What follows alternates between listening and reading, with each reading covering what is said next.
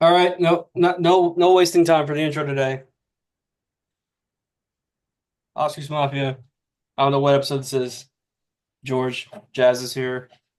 Hello. Um, Final Oscar predictions. Not wasting any time because your boy has to work tomorrow. So 7 o'clock, and other people join in, they'll join in. But for now, we just gotta roll the flow. No pun intended, because that's the name of an Oscar-nominated film. Um, Start with live action short film. Uh, Alien, Anuja, I'm Not a Robot, The Last Ranger, and The Man Who Cannot Remain Silent. I've seen two of these. I've seen all of these. It's the only short category where I've seen them all thus far. I'll get to the rest by the end of the week. Uh,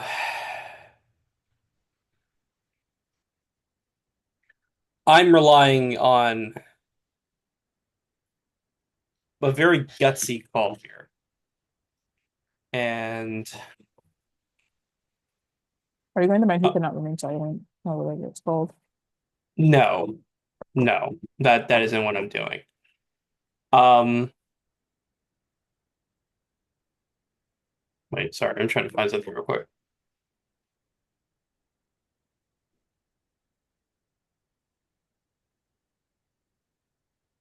You're not going Alien. I okay. I was trying to get the Gold Derby odds for live action short. Okay, here we go. Yeah, I'm the man who could not remain silent was number one, which having seen the movie, I, I don't know, I could see it maybe, but like here's the problem. If it was in English, I would say yes. It's yeah, that's exactly right. It's not in English. They don't normally go for things that aren't in English. But the exception of was it the Quran short? Was that who directed it? From a couple of years ago, that French one. Did that win? Which one? The fucking Was it Alfonso Cuarón? A couple years ago. no. The yeah, that was Alice Rohrwacher. No, that one lost the to the only English language movie in that category, and that's what Alien is. Oh, right. Um, Look, uh, that was my gut instinct when I first watched Alien. And I was like, oh, this is gonna win Also very big. because It's also very big. it's super topical. It is. I didn't think it was like. I mean, it is emotionally manipulative. I didn't think it was emotionally manipulative in a way that really annoyed me. It actually kind of works for what the movie is. And I mean, look, I, it is sort of a thing that, now that Trump is back in office and now, you've got, all the mass deportation. This movie literally does show Trump in the movie, but it should show Trump, by the way. Like you can see Trump's face in the film. And people can watch it and think like that's a relevant film. It's also one of the more digestible ones here. It is not my preference. If I were to vote, I mean, I don't feel like passionate about any of these, but my favorite is I'm Not a Robot. I thought that was pretty good. See, that's Um, the only other one that I've seen. I've seen Alien. I have known that it was getting the nomination since the second I saw it, and I remember very distinctly someone calling me crazy for thinking it had the nomination I slot. had it at 101 odds on Gold Derby But I knew it was getting because nominated. because of what It you told me. was super, super topical to immigration, about ICE, very specifically, I think very specifically about ICE. Um, And I do very distinctly remember someone called me crazy for thinking it was locked. And Notebook. And But now it's like possibly gonna yep. win. Yeah, the only other one I've seen is I've seen I'm Not a Robot. I thought it was good. I think it would have been a better feature. I think it explores some really interesting ideas, but I would have liked it to have explored them more in a feature because I just think the 23 minutes like wasn't enough. I thought it was good though. Wouldn't be like a terrible winner, but I still have to see the other three. So And having seen all of them, I am going to predict that it is Alien in the end. they do tend to favor English in this category. So Yep, that's very true. mhm. Okay, documentary. This one is This is a a little bit hard one. trickier. This is a hard one. Yeah. Uh, Death by Numbers, I Am Ready, Warden, Incident. In terms of it beating hard, the only girl in the orchestra. I've seen three of these. I've I've seen four. seen The only one I haven't seen is the harder one to find. I have not seen Death by Numbers. That one's really hard to find. Death by Numbers. I just watched it. Um, Very difficult to find any book. I've heard people don't it's like it. I've heard people don't like it. Death by Number. It's like okay to me. Is it just standard biopic, like standard It's docs, very or well. It's very not. I guess standard? it's just very like kind of like it's a. Well, I'll put it to you this way: it's a very powerful story told in the most like milk toast way possible. It's okay. It's very conventional. Okay, Yeah. it's an interesting Uh, category. I think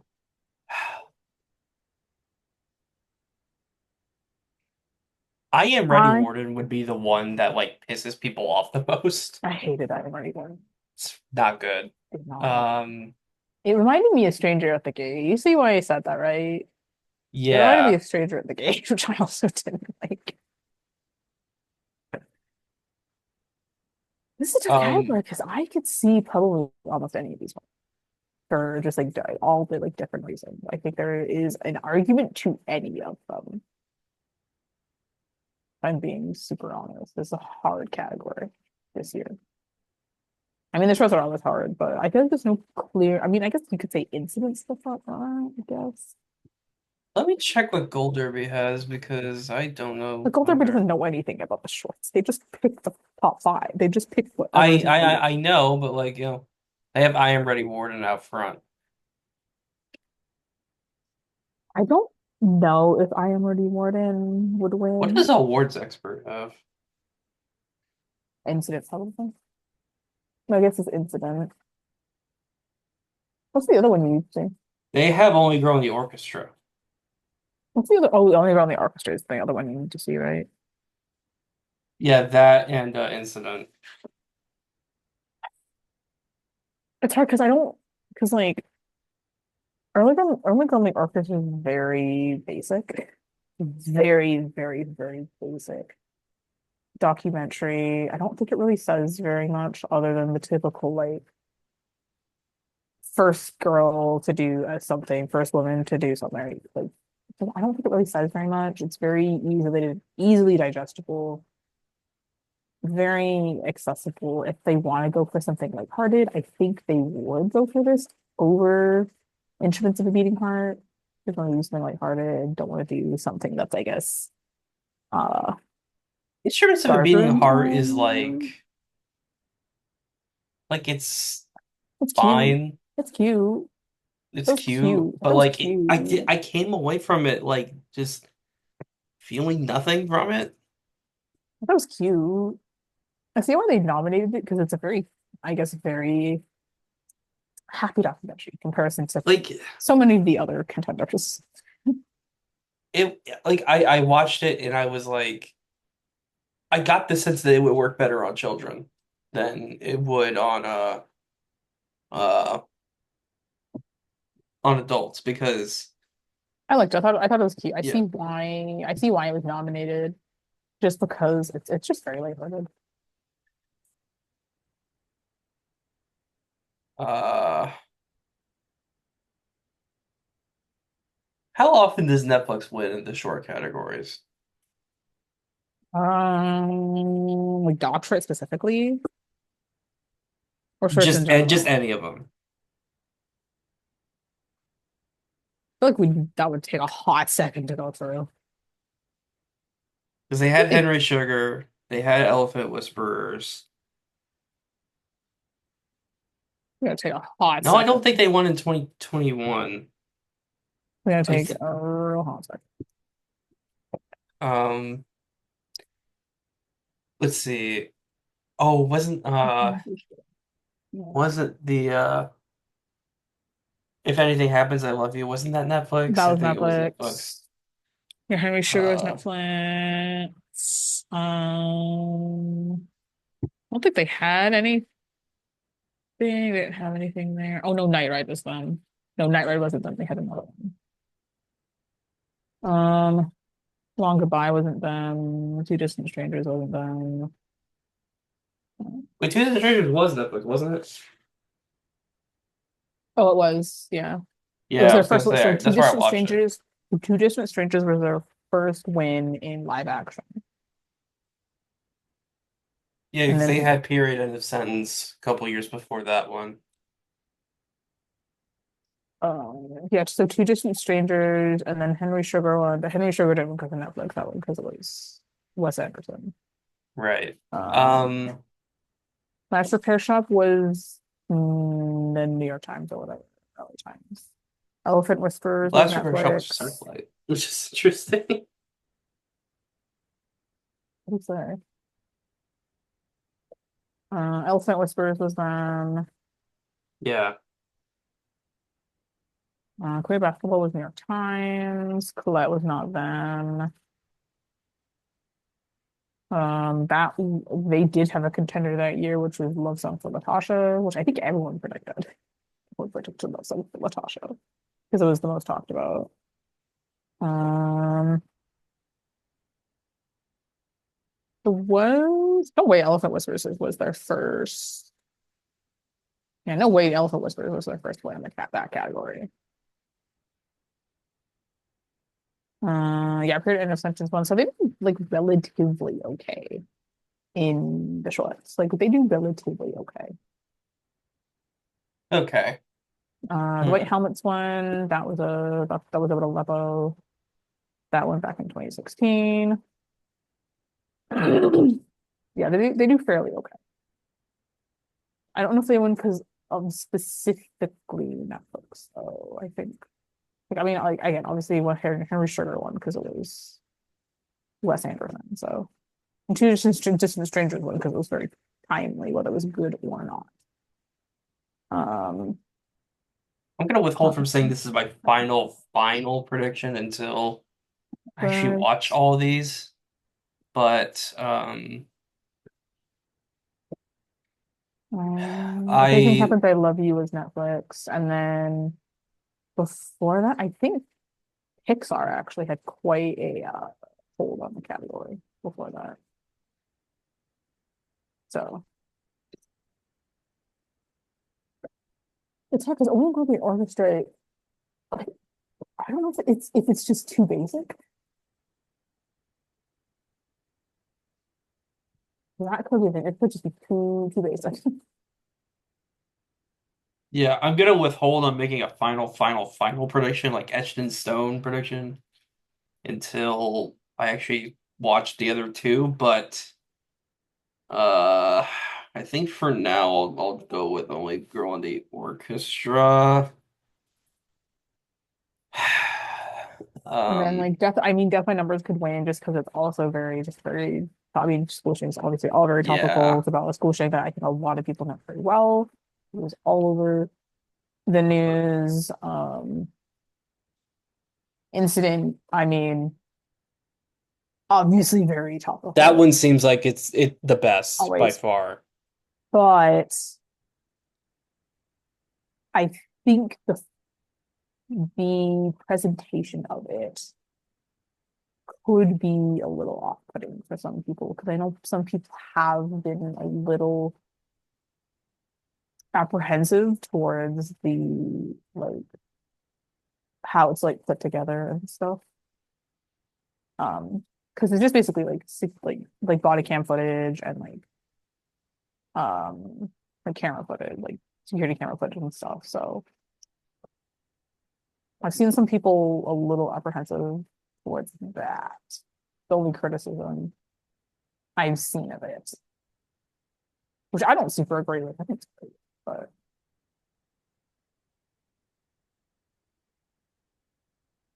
Okay. I've seen some people Uh, say that it's not a documentary. That's the criticism I've seen. It's not a documentary. which one? Incident? Incident. It's like not a documentary. It's just clip stitched together. They don't think it's a documentary. That's the criticism I've seen of it. I think for now I'll go with Only Girl in the Orchestra, and then when I watch the other two, I'll make my final judgment then. I might go only go in the orchestra. I'm between that and like incident. I don't know.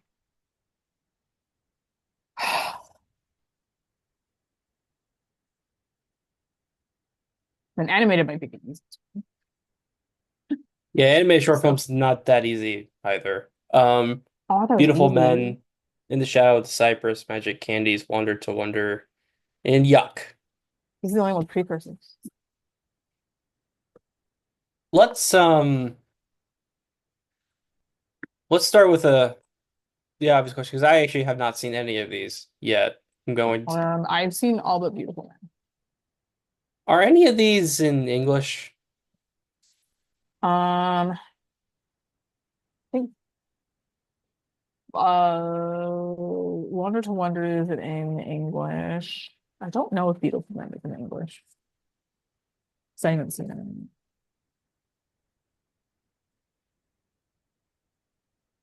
I think it is, but I could be. Oh, it might not be in English. So, It's in Beautiful Man language listed is Flemish, Dutch, Turkish, and English. So okay. it doesn't seem to be. Oh, and then in the Shadow of the Cypress doesn't have any language. In the Shadow of Cypress is what now? There's no dialogue in it. Okay. So language is not going to help us here then. No. Um, Of the ones with dialogue, I Wander to mean, good on Wonder. them for doing all non-English language films, I guess, but yeah. No, Wander to Wonder Um, is in it's about in English. Wander to Wonder is in English? That's in English. Okay, okay, never mind. Um, well, actually, yeah, that makes sense. It won the BAFTA. Um, They don't win any against two of these. I mean, that's what conventional wisdom says, I guess. I think Shadow of the Cypress and Yuck. I think it won against. It did win against two of the contenders. I don't think that. I'm looking at the both Gold Derby and Awards Expert have beautiful men Why? out front, That's the only one I haven't seen. which some people who've seen the short say that's not happening. Um, oh God, this is a tough one.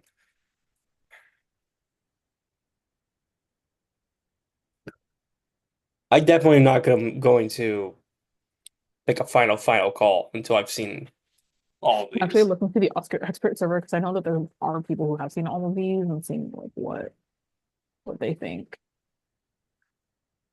I don't know. I don't know anything about Beautiful Man. I don't know why people are predicting it.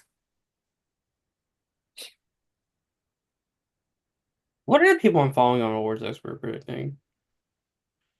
Let's see, Matt has To Wonder, Offbeat short about Skylar, men Wonder getting to cancer. Wonder, Tumble and Shadow Cypress. Okay. Jam Test, Wonder to Wonder, Ayish, Wonder to Wonder, Dill, Wonder to Wonder. Hmm. Okay, I see. Wonder to Wonder, Yuck, Oh, I think people like the Wonder to animation. Wonder, People like the animation of Beautiful Man. Beautiful Man, In the People like the Shadow of the Cypress. animation. Hmm. Okay. I don't know. I'd have to see Beautiful. I'd have to see Beautiful Mind. It's the only show of these that I haven't seen.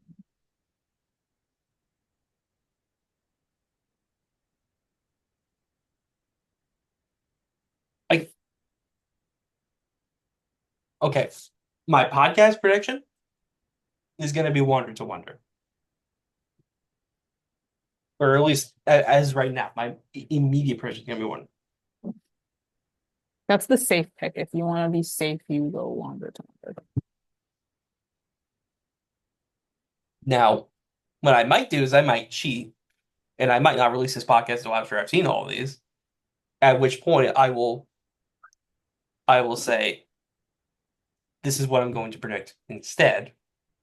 But you know, uh, Eating. that's what we'll do for now. For now, is Wander to Wonder. Be a good winner. I really liked it. I wasn't super enthusiastic about any of the first three about it. Let's not spend too much more time on this. International feature. I'm Still Here from Brazil. The Girl with the Needle from Denmark. Emilia Paris from France. The Sea Secret Food from Germany. And Flow from Latvia.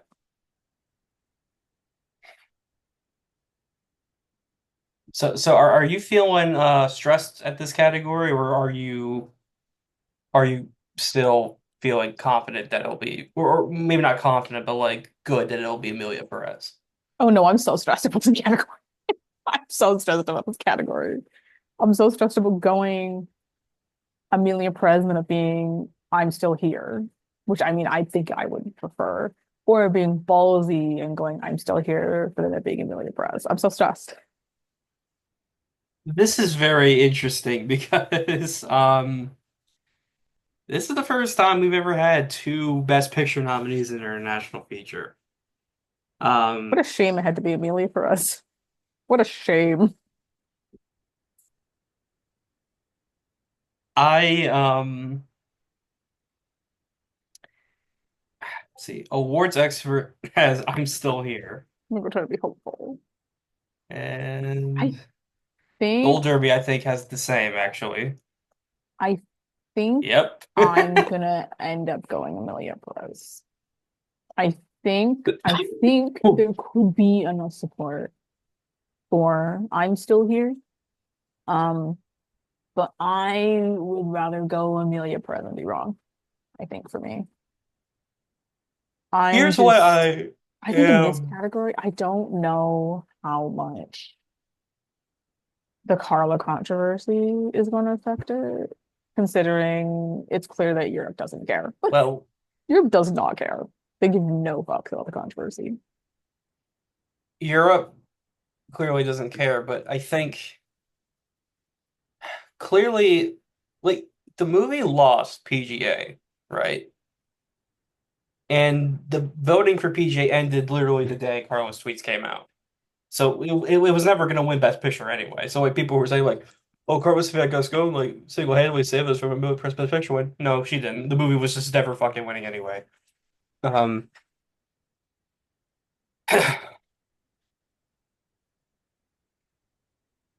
I um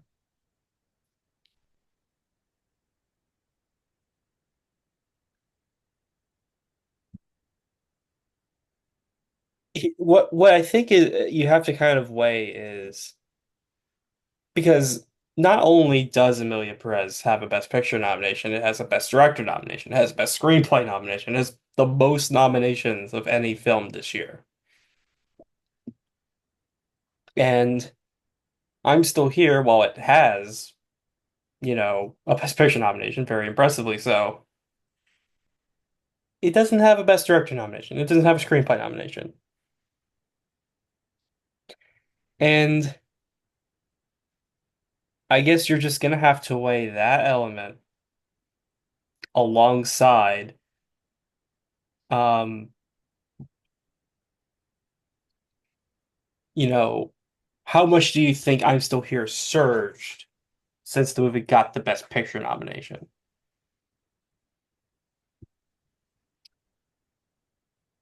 I'm gonna be fully honest. I don't know what the answer to that question is.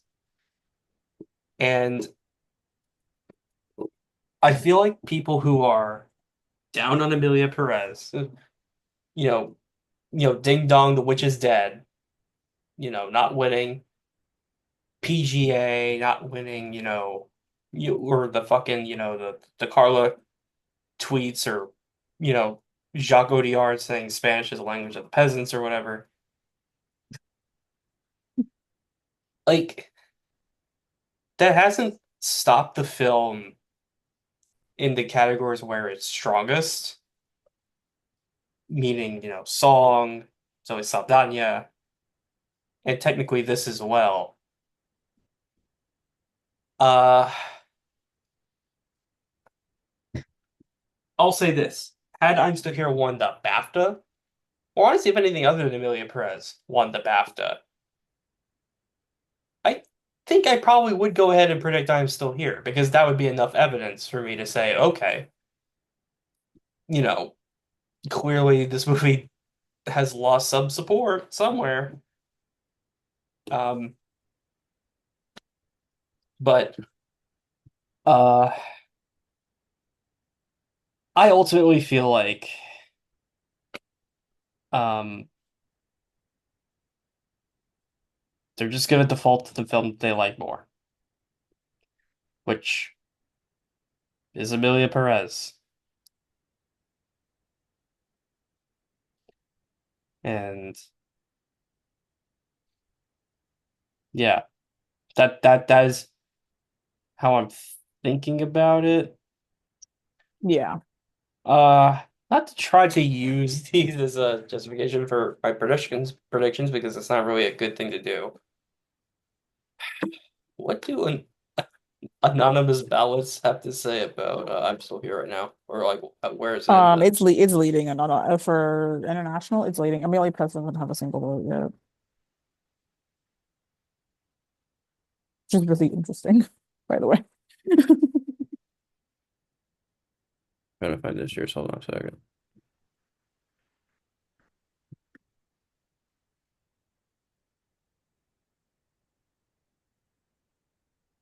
Yeah, Amelia Press Here we doesn't have go. a single vote yet of the ones that I've tallied. I think I still have one to tally, but um, Yeah, yeah, you do. I can see you're missing some of these.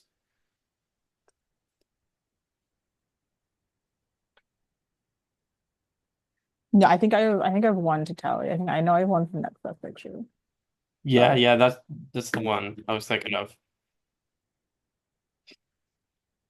Um, yeah, I will go with Amelia Perez, and I mean, if I'm Still Here wins, then like, goddamn, that's a sign of strength for that film. But yeah,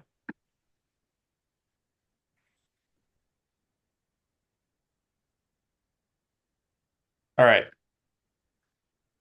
yeah, I would rather pick Amelia Perez and be wrong. I think is how I'm going about it.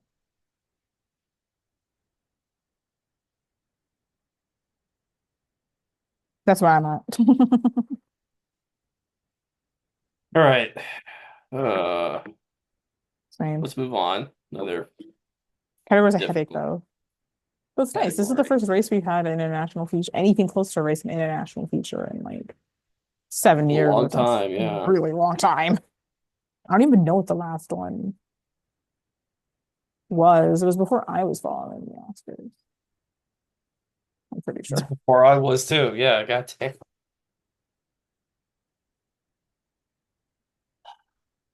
Okay, let's move on to a category. Documentary feature. My God. Black Box Diaries, No Other Land, Porcelain War, uh, soundtrack to a coup d'etat, and Sugarcane. My exact thought. I this there are two categories this year where if they do not go my way, I'm gonna feel a fucking pain in my side, and this is one of them. Uh, I'm going No Other Land, but I don't feel good about it at all. I do not feel good about it. uh, this is so It's a really hard category to fucking pick. It's a very hard category to pick. because look, it's No Other Land has uh critics wins, it has IDA, it has Cinema Eye. It's not like it doesn't have no support, or But, it's not like it has no support, I should but, say. But but,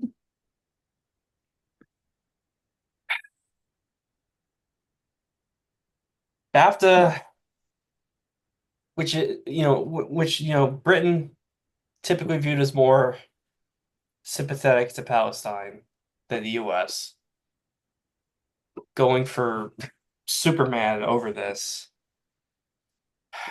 that was pretty troubling. I don't really understand that one. But, Uh,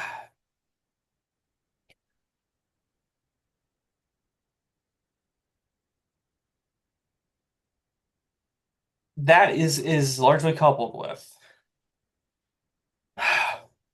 this feeling that there are a lot of people in Hollywood who are rabidly Zionist, who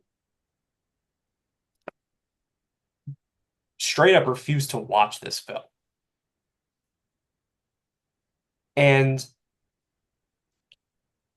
look, it's not even like it's weird. It's not even in my top 10 of the year. It's close, just barely missed the cut. But I think if it's I in, had to I, point I'm pretty sure it's spec in mine. Almost. Yeah, it's if my I number had to six. It's my number specifically point six. to a film that I think is the most important movie of the year, it's this one. It's this one because it is such a direct and blatant like documentation of straight up fucking ethnic cleansing. And it's been going on for decades, unfortunately. And the thing is, it's not even like a radical movie by any means. Like, yeah, some people who, watch fucking Morning Joe every morning, you know, who watch are gonna be like, oh my God, how radical this movie is. It's really not. And what, people realize that what it's about. It's a Palestinian and an Israeli who are coming together to make this film. You see their friendship blossom while they're also coming together to say, this is so horrific. Like, how can anybody endorse this? And unfortunately, there are some people. It is true that there are a lot of people who just they see it and uh or they see that it's nominated, they see what it's about, and they're like, no, I'm not gonna watch that. One problem that I have with going against it is Porcelain War is the only other film here that has any industry prize because it won the DGA. It was nominated for PGA, What but one? lost that to Superman. Okay, I was like, what one PG? And Superman obviously is not nominated. I feel like if it had been nominated, then that probably would be our winner. No, I mean we do this Um, every year. It's like still a Michael J. Fox story was nominated last year. That would have won. So do this every year.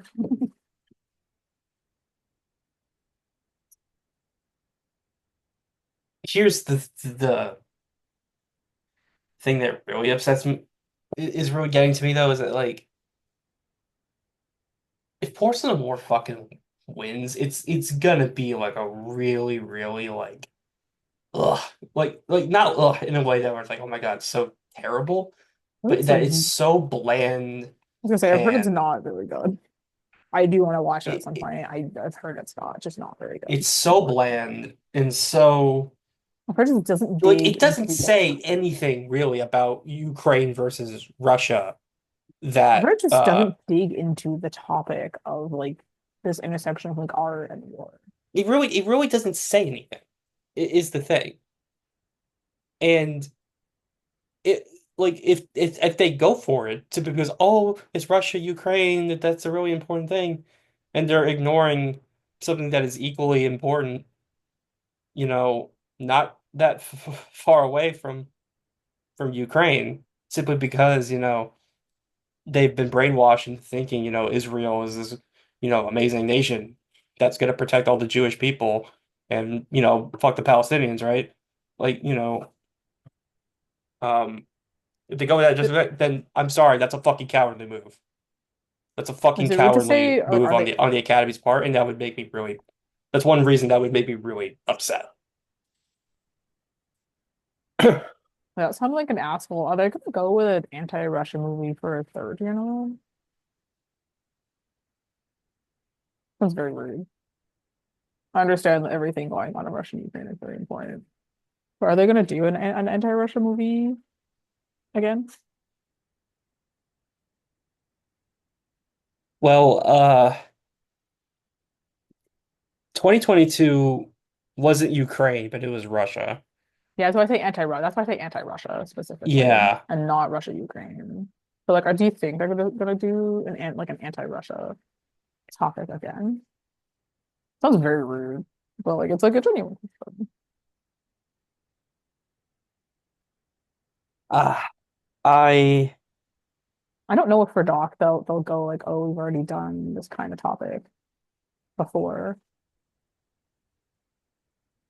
I don't think they have that many kind of repeat topics like that, but I know that's not how people think, but like when they it's vote, not but even like the fucking ideologically consistent thing either, because Ukraine's the one who is fucking defending itself. In this scenario, of course, I know people are gonna be like, "Oh, well, Israel's defending themselves." They're not fucking defending themselves. They're fucking massacring civilians. Um, they're more aligned with Russia.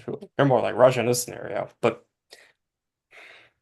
like alas, do you think they look at like the topic and go like we did this last year? here's one thing about 20 Days in Mariupol, though. That was a more acclaimed movie. That was a more of an anointment where it won the DGA, it won the BAFTA. Like everyone kind of knew going into the night, yeah, this is gonna be it. And it's a pretty gut-wrenching doc. Um, I think No Other Land basically is that. I think No Other Land is actually better. Um, Look at my ranking. I think I have no other.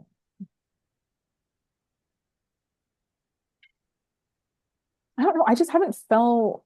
I don't know how the industry. I mean, I guess um PGA, I guess we haven't really heard that much about porcelain war. Is kind of my thing. But I just haven't heard anything about it. the truth is, no Enough matter of the which way you go, industry. you're going to be going with something that is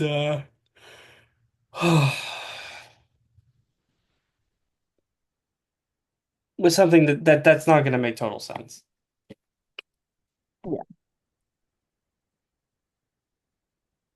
I mean, to be fair, if No Other Land had been PJ eligible, it probably wouldn't have gone nominated. Considering what else they nominated, it probably wouldn't have gone nominated. So Yeah, I remember that. yeah, it wasn't, and I guess for anyone, it wasn't PJ eligible because For you need a context, for people who don't distributor. know, what Jazz is saying is No Other Land is technically not eligible for PJ because it doesn't have US distribution still. I wonder So why. it yeah, it And was one of the other films that PG nominated is a Zionist October 7th documentary. So, um, yeah, it was all about the music festival thing. yeah.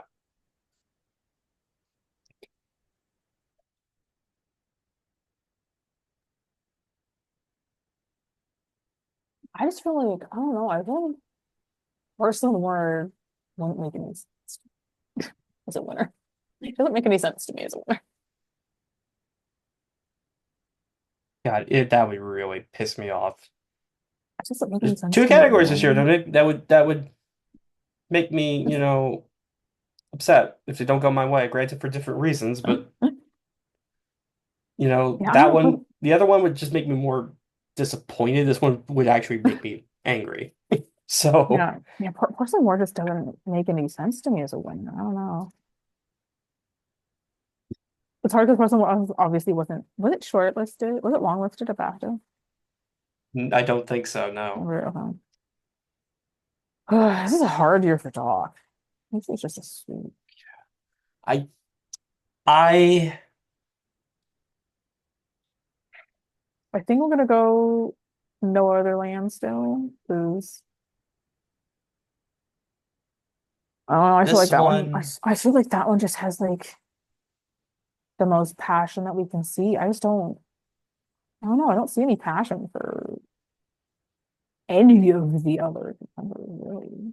Actually, no, I do see passion for Sherlock. And I see a bunch of Sherlock on my timeline because Lily Gladstone's like an exec on that. But I'm gonna go with No Other Land. I wouldn't be super surprised if Porcelain War won.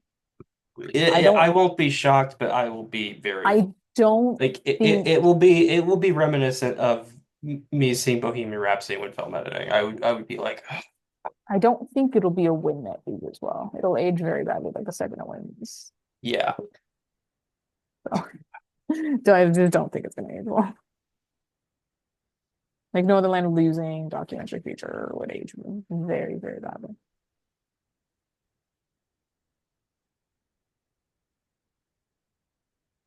Let's move on before I um throw my fucking laptop up at the window. Animated feature. Flow, Inside Out Literally. 2, Memoir of a Snail, Wallace and Gromit, Vengeance Most Foul, The Wild Robot. It started out as a race, and I think it kind of stopped being one, in my opinion. Look, It's okay. Flo Here's the winning the Golden Globe was so cool. And it got my hopes up for a little bit, like, oh my God, maybe Flo can actually pull it off. Uh, here's a problem.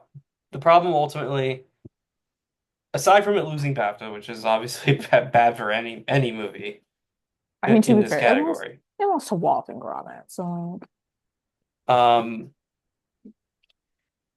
I mean, yeah, but like, they probably should have been able to do something here. I don't know. Uh, here's the thing that happened last year that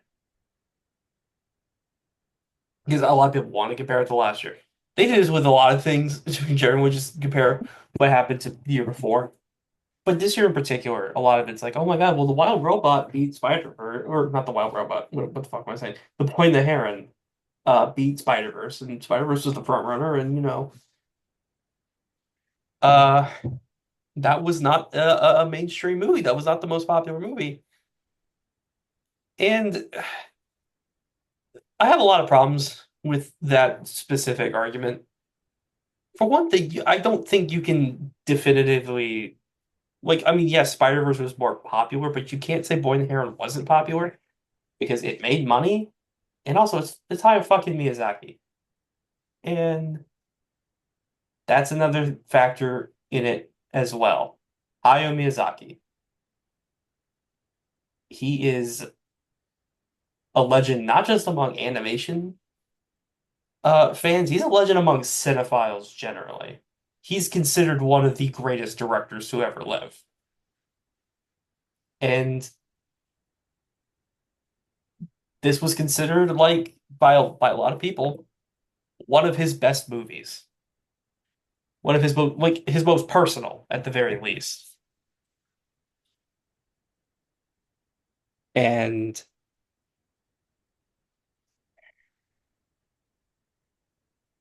I think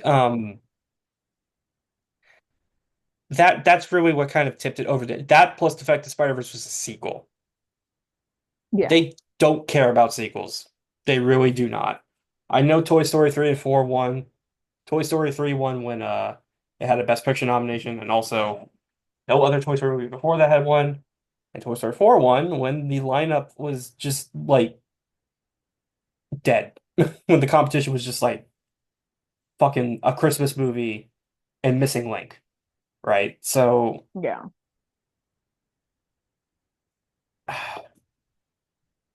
that's really what pushed Boy and the Heron over the edge.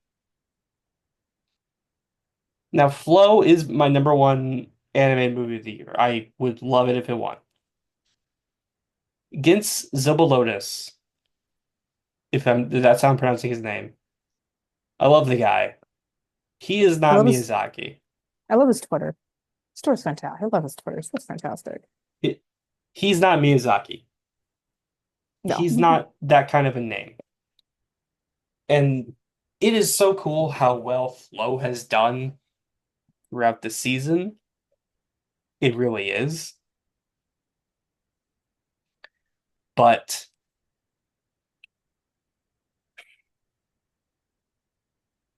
uh unfortunately, it's just not he's not on that level. Mhm.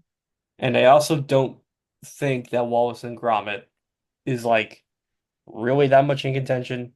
I And you mean, compare it to The Wild that's Robot, which is like one of the highest grossing movies of the year. It's Chris Sanders, he's never won, and based on a popular book, it has nominations outside of animated feature and international feature for that matter, because Flow has that going for it. well, I mean, But it's a I mean, if the winner was anything other than Wallace and Gromit, yeah, I guess if it had been fucking like Inside Out 2 or something, I'd be like, what? But I mean, Wallace and Gromit makes sense. Like it is British. So look, well, ultimately, like I cannot like I just can't look at the fact that Flow it's just not like winning in the industry. If Flo had won BAFTA, I would predict it. But If it had won BAFTA, sure, but I would predict it. But I so mean, I just don't see the argument for it. yeah, well, I mean, Wallace and Gromit I winning isn't think super yeah, shocking. I'm just gonna go with the Wild Robot and uh We can look at if BAFTA Flow animated really in does win, 2000. then I think like every year from now on, you've got to be more skeptical of the mainstream American films because uh that would be the trend of the category from Boy and the Heron to Flow. So We're gonna look at the what won BAFTA animated in 2005, but what the category wasn't reintroduced until 2006. But I assume Wallace and Gromit would have won, considering it won the Oscars. So I assume it would have won. I'm gonna take a big guess there. So I think they just like Wallace and Gromit because it's British. Would be my guess. Yeah, no, I think it's just Wild Robot. I think that's just. I'm not saying that Float isn't accessible, but I think the Wild Robot is more accessible. So, that is something but I agree and with. I mean they both have nominations outside of the category, but like the Wild Robot getting that sound nomination was shocking, like utterly shocking. Yeah, that one I did not see coming. I did not see that coming at all. Like, I know someone who predicted. I know someone who went 5 for 5 in sound, and I kind of That's want to ask them to crazy. buy me a lottery ticket. I think Memoir of a Chanel should be winning this, by the way. Best animated movie of the year. I think it's fantastic. So good. I'm Team Flow. I am pro Flow. See, I liked Flo. I remember Memoir of a Snow just got me, and Shara Snook is so good in that movie. Now I want to see his other movie. I know he has a couple. Mary Max, I think, is his other really well known. Now I want to see that. Okay. Original song. I would love a Flow one. I would love a Flow one though. I think it'd be a really cool like indie animated film to win. It'd be very cool. And for it to be made in like free software too, that's kind of Maybe fucking but maybe crazy. Blender, which is really cool too. All right, original song. Habla habla. No, I'm not. I'm not going to continue doing that. Elmo from Amelia Perez. Uh, The Journey from the Six Triple Eight. Like a Bird from Sing Sing. Mi Camino from Amelia Perez. And Never Too Late from Elton John. Never Too Late. I think we just give it to Diane Warren this year, and we call it a day. Give it to Diane Warren. Give her the damn Oscar. And no one's gonna be upset if we give it to Diane Warren this year. Look, So we can here's what just I'll say about this. Even if you give it to her, that doesn't automatically mean she's gonna not get nominated again. well, that's why Like we just have to give it the win to her and we'll find out. It just keeps getting nominated they after. they this music branch still glazes John Williams. They're not gonna stop glazing Diane Warren. We could just give it the damn Oscar. Give it, just make this her year. It's fine. It's a very mid song, but we can just give her the Oscar. It's fine. I won't be mad. No one will be mad if it wins over Amelia Perez. I promise. I promise industry. I promise Academy. No one will be mad. But look, El Mal has the Golden Globe. It has the Critics' Choice. Um, Something that I think is very important and something that I realized quickly um, was that Jacques Audiard is actually credited for the lyrics on this song, and he is nominated for the song. And so, if you give the song the win, he gets his Oh own no, Oscar, no. not just dedicated to the country, which is still a stupid fucking rule, by the way. Um, Not this year. It's and fine. he would It get can go to one the that's country actually this in year. his name. It's fine. It can go to the country this year. It's already that doesn't make it. He would still get an Academy Award that's actually in his name. So, Oh my goodness. um, It's really important. look, This song's also in the movie too. It's like in the movie and it's part of the plot. So like I mean the Mi Camino is too, but it's like a music video. So like it is in the film, it is and like an important part of I can't remember the song very well, but it's look, in like a an part of original the musical in show. Best Picture is like never going to lose song. I'm sorry. Um, Granted, it's probably losing the other music category, but I think we just give it to Diane Warren and we call it a day.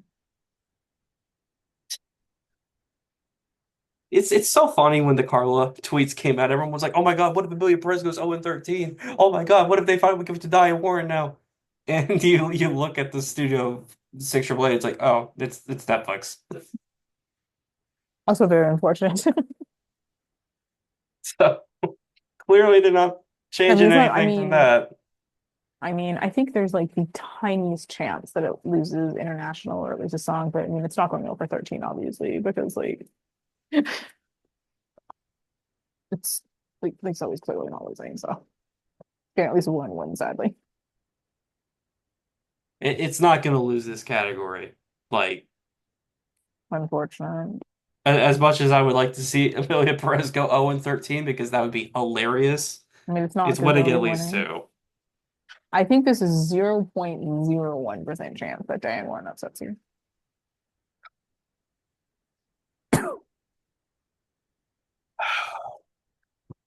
No. I think it's the lowest odds. Like 0.01. I think it's a like the teeniest tiny chance, but I probably wouldn't predict it. So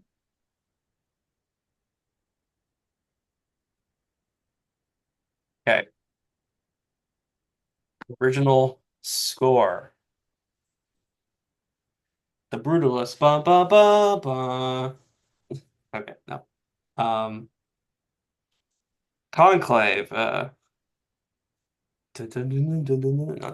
I'm not gonna keep doing the fucking melodies roll scores. Emilia Perez, Wicked, a Wild Robot. Brutalist winning the BAFTA told me everything I needed to know, yeah. I think especially challenges considering won. that Challengers I was was gonna say I not think challenges won is not everything. Yeah. nominated. And So I mean, granted, would it have definitely won Golden Globe or Critics' Choice had Challengers not been in either of them? I don't know. I don't know. But it would have been nice if it BAFTA's the enough. BAFTA front is runner. I enough. And feel like we're saying that for quite a few things. yeah. No, good enough.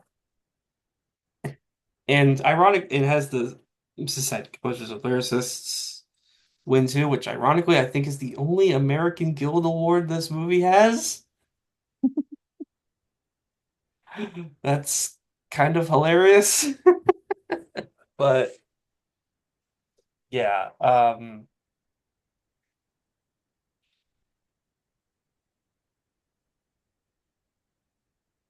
I think this is gonna be the bros. It should be the brutalist.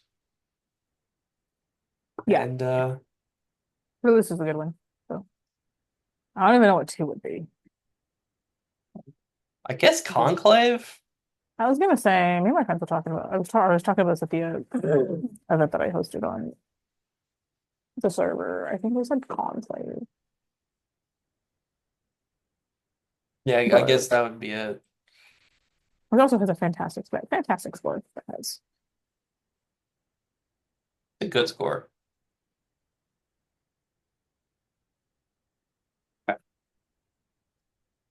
From one easy category to another. Best visual effects. Alien Romulus, Better Man, Dune Part 2, Kingdom of the Planet of the Apes, and Wicked. Like we've been, I think we've known Dune has been winning for what, like 2 years now, 3 years. Pretty much. Pretty much. Pretty much. Um, Kingdom of the Planet of the Apes did win at Visual Effects Society. So did the other three movies that lost the Oscar. I was gonna say they love that franchise for some reason. The series does not have very good luck, but uh, They're like the apes. Dune has the Best Picture nomination. It has the worm riding scene. It has the BAFTA win. It's gonna be Dune. Yeah, I mean it does been locked for like 3 years. So Yeah. also, I guess congratulations to Avatar 3 for winning Best Visual Effects Yeah, next year. we know the winners for next year Congratulations. too. Congratulations. Maybe the year after that it'll finally. Oh no, Dune Messiah comes out. Then like Dune Messiah comes out a year after. Oh God, I'm gonna have to just keep waiting. There to be a race in this category. That's all I want. A race. It's just been obvious for years.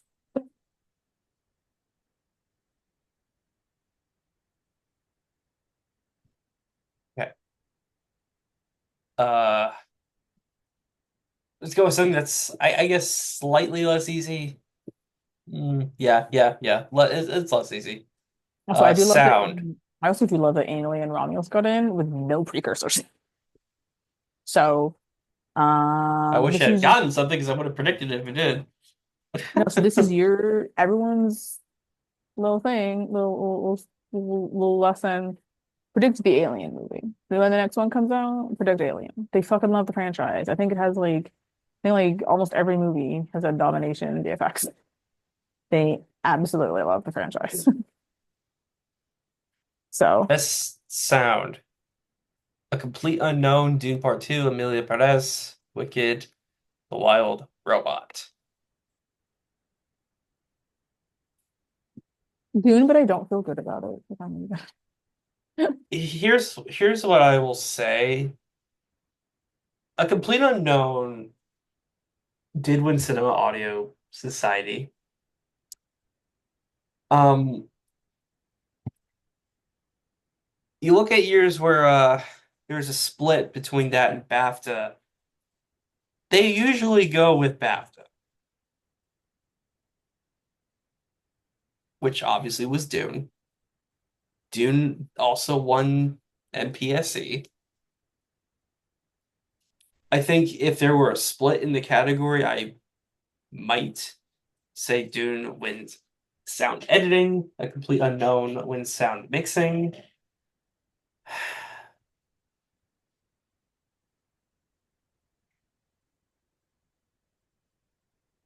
yeah, I'm gonna go with But Dune, but I think I would not be surprised if they lost this category. I guess I wouldn't be shocked.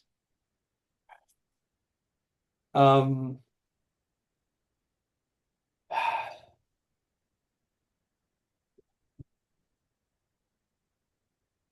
Gold Derby has okay, they have Dune. They I was gonna used to say it's not. not. They used to not. Uh,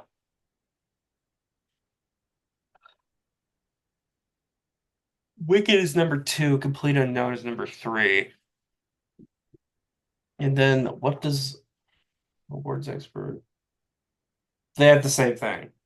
So, um, Is Wicked 2? Wicked. Here's the problem with I mean, because Wicked does have a fucking editing nomination, which still, oh boy, that's still the pain of my existence. That fucking movie. Um,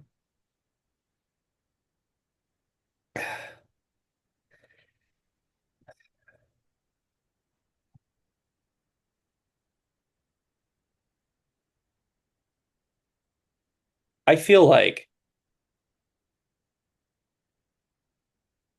the smart thing to do, um, I mean, the smart thing to do is, just to go with Dune. yeah, like that's the smart thing, actually. Um, if you want to be gutsy, I would say the smarter bet between Wicked and A Complete Unknown is A Complete Unknown. I was gonna say, I think it's good. I'll compute on that. Would be the Um, the gutsy pick. Wicked does not have a fully nomination at NPSC, and even if it did, it probably would have still lost to Dune. Uh,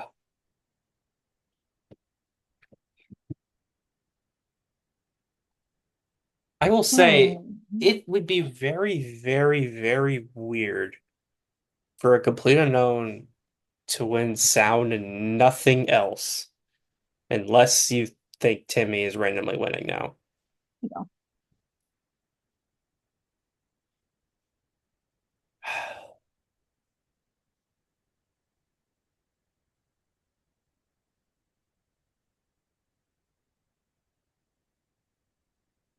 Yeah, I think Dune. I think I'm gonna go Dune. I'm still feeling decent about it, to be honest. I just the split between CAS and BAFTA is just so like it's very clear. Like it goes to the BAFTA winner most of the time.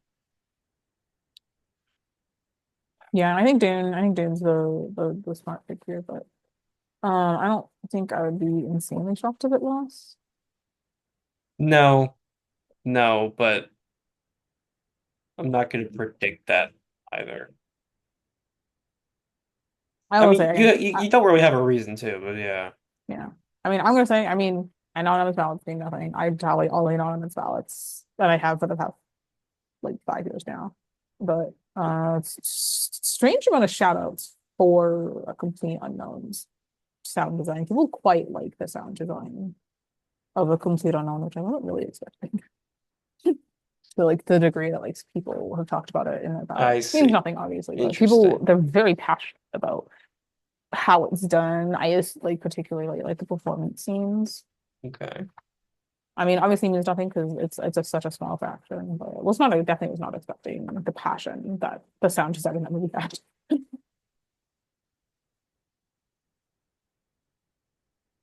All right. Best production design. The Brutalist, Conclave, Dune Part 2, Nosferatu, and Wicked. Congratulations, Wicked, you're winning two Yep. Oscars. Congratulations. Yep. It's fucking Wicked. I think it's weird Uh, because I feel like if you t asked us before Wicked came out, or like back in like September, I feel like we said I feel like people thought The Brutalist would be my guess. This is about I thought The architecture. Brutalist. Some people, I guess some people said Dune could repeat, but that obviously has not manifested. Yeah, some people And thought The The Brutalist Brutalist was a can't even 12. fucking manifest because it lost its category at Art Directors Guild to Nosferatu. So Yeah, like people thought The Brutalist because it's about architecture. yeah. But I think Although I think the thing with that Wicked has it has very flashy production design, very very flashy. I suppose what the thing about The Brutalist, because that was my thinking too originally, was oh well, I mean it's a movie about an architect, like like that could appeal to them in that very niche specific way, but it didn't. I think here's what I think it is.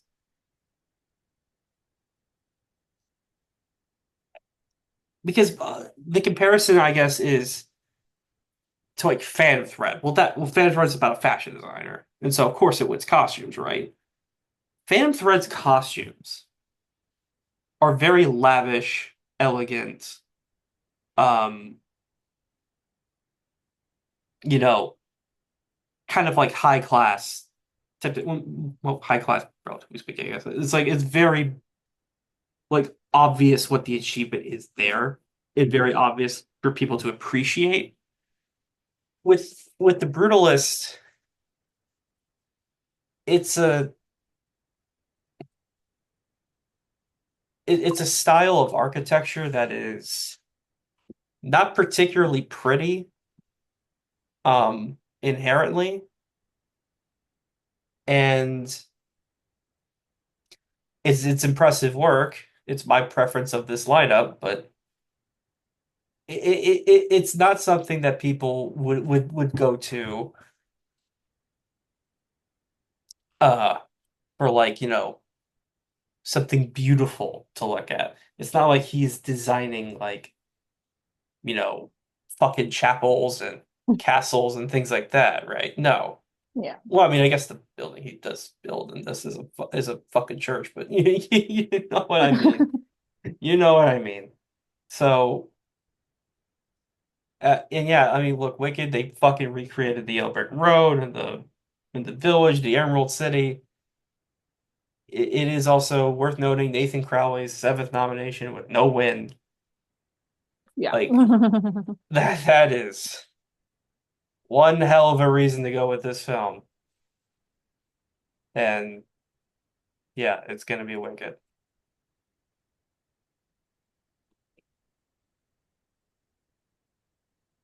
Yeah, I mean, yeah. Wicked has, I think as my friend said, the most production design. It's very big, Yeah. very flashy, very vibrant colors used. I mean, it's exquisite work. It's great work. I like will not be mad that it won. I think the production design is fantastic. So very deserving winner, I think. Makeup and hairstyling. A Different Man, Amelia Also, so Perez, super easy. Nosferatu, The Substance, Wicked. Congratulations to the substance. I think you've won Yeah. every industry award that you could possibly put for this cat for this award. Yeah. If Congrats. there is any. win that The substance, this film is the actually substance locked is for winning at least this one. one. It's winning at least Which is one. interesting because this was like I was kind of insistent for a long time that this was going to be the movie. This was going to be the movie's like RRR category, basically, where I like think it's, I think it's it weird was that just not cool enough, or like the Academy was not cool enough to do it in picture, but they would do it here, and it would win here, and it would be the you know like that's the movie's moment. yeah. I Uh, think it's just cool that I think back when this film like debuted at Cannes and got all that acclaim, that I think people were like, it'd be really cool if this got like a lone makeup and hairstyling nomination. That'd be really cool. That's a pipe dream, but it'd be really cool. And now it's nominated for 5 Oscars and winning one. yep, that's Like, true. I don't think we ever could have imagined that it like did as well as it did. So it's really cool. Hopefully this means that like slowly like the Academy will be like more open to horror in the future. We'll Also see. cool that also cool that Nosferatu got in here too. I know people weren't predicting the both of them because they thought that they would be too cool if both of them got in. There was no way that that the makeup artist was gonna watch that movie, look at what they did to Bill I also be Skarsgård crazy. and not nominate it. It's I mean, like honestly, it's if the fine. substance wasn't here, I would think that Nosferatu would probably be winning this category. So I was gonna say like it's my win of the category. Like Nosferatu is my like personal winner. I'm pretty sure. Like the makeup on Skarsgård is absolutely like stellar. He is unrecognizable in that movie. Truly, like it's kind of crazy what they did. Yeah. he is so good.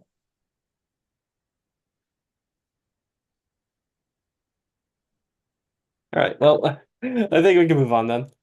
Uh, this category is fun. Best film editing. I hate this category so much. Oh I boy. hate this category. Uh, Honora, The Brutalist, Conclave, Emilia Perez, Wicked. And we're just kind Let's of do throwing shit at the wall, right? That's what everyone's doing. let's do process of elimination. Brutalist, No, happy to be here. Emilia Perez, um, I think that could, I unfortunately think there's a not gonna world there though. fully count that out because That's of just all these most, that's movies, just it is most the editing. most It's editing. real unfortunate, but here we are. But I won't I do think it. I think there's a world, fortunately. Here's we don't have AC to I wish we help us did. out. God, I wish we did. Like, so never have I wanted AC Um, more than this year. Conclave won BAFTA, so that's probably the safest choice, and I think that's what I'm gonna go with. I mean, Uh, with the that safe choice is said, the one that's won anything. I do feel like if Conclave is not going to win Best Picture, which spoiler alert, I don't think it's going to. You know, SAG and BAFTA be damned. Um, it's kind of vulnerable here. Uh, Now I know by that logic you can say, well, if you're predicting Anora to win Best Picture, what about that? And I've never personally I've been predicting Nora to win Best Picture since fucking Can, right? I have never bought it as an editing winner. Like when I saw the movie, I said this makes a lot of sense for a nomination because the home invasion sequence is timed to real time. And to pull that off, obviously, directing is a large part of that, but the big feat of doing that is editing, and it has very comedic timing. It's very sharp, has a lot of montages. The wedding sequence stands out as a very well edited scene. I mean, I understand I'm the one on this podcast who fucking glazes Anora. This would be my preference in this lineup, but I have never bought it as a movie that wins this category. And I don't think it's because, oh, well, Sean Baker can't win four Oscars on one night for the same film. I don't think that's the problem. The problem is more that this is just not the type of movie they typically go for here. It's Yeah, still a very small scale movie. yeah. I honestly think I would rank it number three of these. I honestly think Wicked is the spoiler.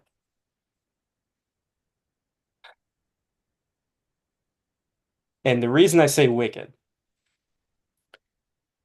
number one, it and Amelia Perez are the only two nominated here that are nominated in sound. And Amelia Perez is not going to win sound. It has virtually no chance. Wicked does have an outside shot at that, though. And it is a film that is very tuned with its editing. It is also a musical. It has flashy sequences. I think if anything is like spoiler here, I think it probably is that. Uh,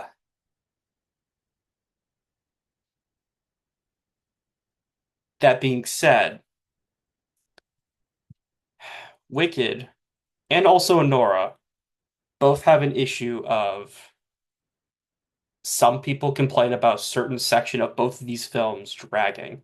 With Nora, it's the section where they're all searching for Yvonne. With Wicked, it's defying gravity. I was gonna say, I think look, And it's a tiny bit too long, just a smidge. and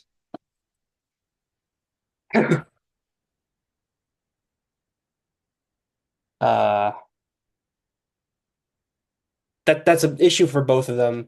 That doesn't really exist for Conclave. It's the shortest movie in this lineup, actually.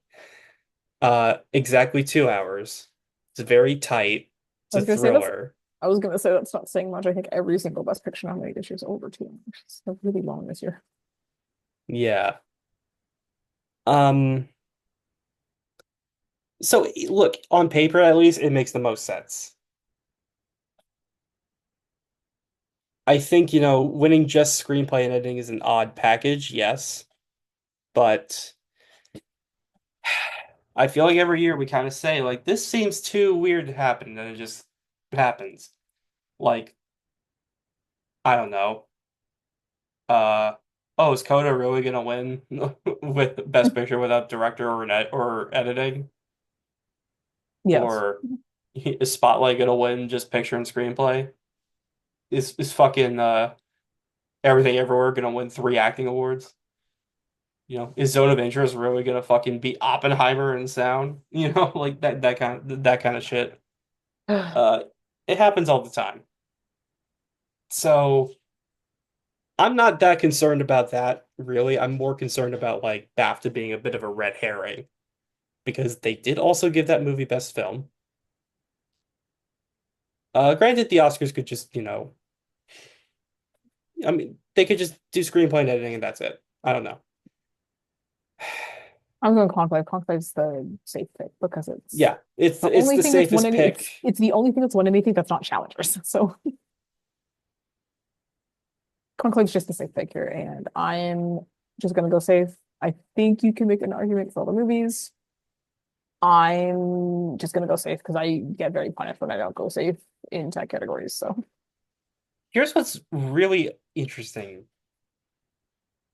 On both Gold Derby and Awards Sector, it's the same order. Conclave out front, Honora second, Brutalist third, Amelia Perez fourth, and Wicked fifth. Look, I think Brutalist is the least likely to win in this category. Like, there's no way. There's no way. I mean, it is kind of a miracle that it got nominated because it got no precursors. I get that. Yeah. Though to be fair, some of that was probably screener. Ace was probably a screener issue. Don't know what the other one. I don't know what the other excuses are. But Ace was probably a screener issue. Yeah. I honestly would have Wicked at number two. I really would.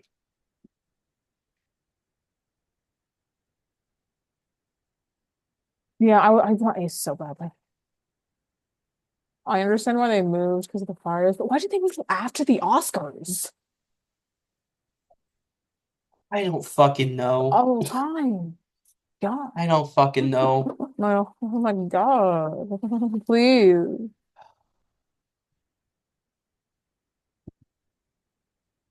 Well, we could get an easy category in here now, at least. Costume design. Oh, A complete congratulations. unknown. Conclave, Gladiator 2, Nosferatu, and Wicked. Congratulations, Wicked. No, yes, an Another Oscar. Wicked win. This is even more Congratulations. locked in production design. Congratulations, you're winning. Congrats. There was never any doubt about this one Yeah. as opposed to production design. Also very flashy costumes in it. So Yeah, congratulations, Wicked. You're winning two Oscars. I'm clapping, but I don't like the movie that much. Okay, Uh, but the texts are good. If you don't like the movie, the texts are good. So, I know, I understand, but just saying, just saying. but I think someone said this is the first time don't hold me to it, but I think this is the first time a black man's won this category. What my friend said. So, uh, good for Paul Tazewell. Good thing. I don't know the validity. That's what my friend told me. So, Okay, cinematography. The Brutalist Student Part 2, Amelia Perez, Wicked, Nosferatu. congratulations, the rotor list. I'm pretty sure. Yeah, Yeah, I feel pretty good about that. yeah. That's I about don't know to what the fuck ASC was doing. rewarding Ed Bachman. That's the I answer. mean, yeah, but like Rewarding Ed Bachman. that's like the least thing I would like that's kind of like It's the called they thing I would least rewarded. expect them to do. It's called they rewarded Ed Bachman finally. Oh my God. Oh, imagine if that wins. Just It won't because I don't know the last time a lone cinematography nomination won.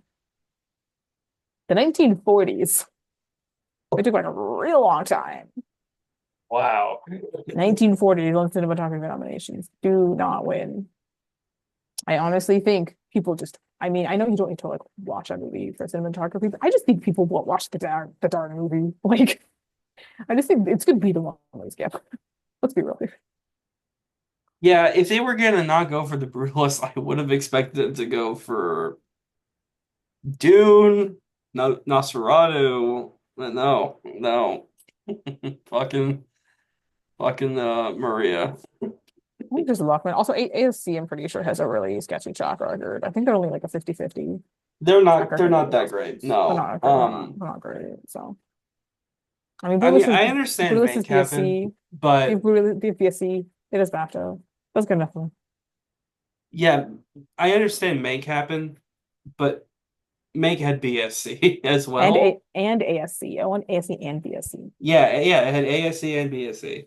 So, And it was black and white, which I guess Maria is partly black and white, but to be fair. Um No Man's Land is also just a very indie scale cinematography kind of movie. And that's not generally the type of thing that would win in this category. So, I think if BSC and ASC had matched up, I think maybe if like I can't remember. I don't think they well, were ASC nominated, did but not nominate Maria, so they well, couldn't do that. I But know, but if it had gone to if they had both gone to Nosferatu, I'd be like, okay, be kind of scared for Nosferatu, but it just went for Maria, so I th I think it's just the brutalist. yeah, I think that's a pretty easy one to go with there. Put all the text on.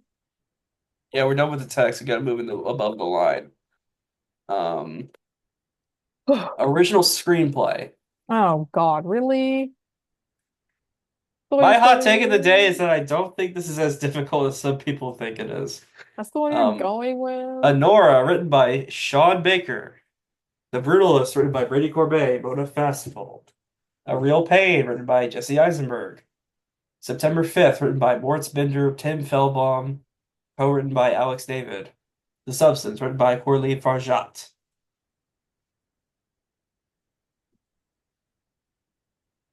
Um, yeah, this is a weird category. The weird category because there's three different winners. I mean, the I substance. I mean, the yeah, substance. I mean, the substance doesn't really mean. I see. I don't really take CC as anything really other than CC being funky. But I still don't understand why Nora lost BAFTA. I'm so puzzled. Critics' Choice is a more confusing loss to me, to be honest. Because at I least mean, the movie didn't win Best Film there. they're both confusing, to be fair. Critics' They're both Choice, very it confusing. won Best Film there, and they went with Critics' Choice. I really am They're both going to so, block out a lot of though because they went with fucking John M. Chu. I mean, So they're both confusing. And while losing to both teams really interesting. here's the thing that I think is important to think about I think we're about to say the because same thing. look, I don't care that Golden Globes didn't go for it because they went for Conclave. That's an adapted script. I was gonna say conflict. I was gonna say Golden Globe also only has one category. Like, I really do not like that doesn't matter to me. Critics' Choice was bizarre. I don't understand what the hell they were thinking At least they this were year. funky. At least they were funky. Once I mean, they again, made no sense, but John M. Chu. Um,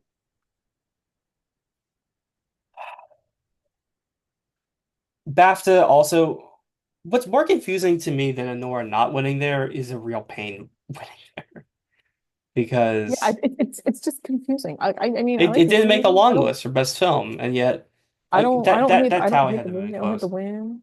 It's just But BAFTA. here's where I'm going to make the case with Anora, though. I think we're about to say the Literally same. the day before BAFTA, WGA picked Honora ahead of A Real Pain in the same category.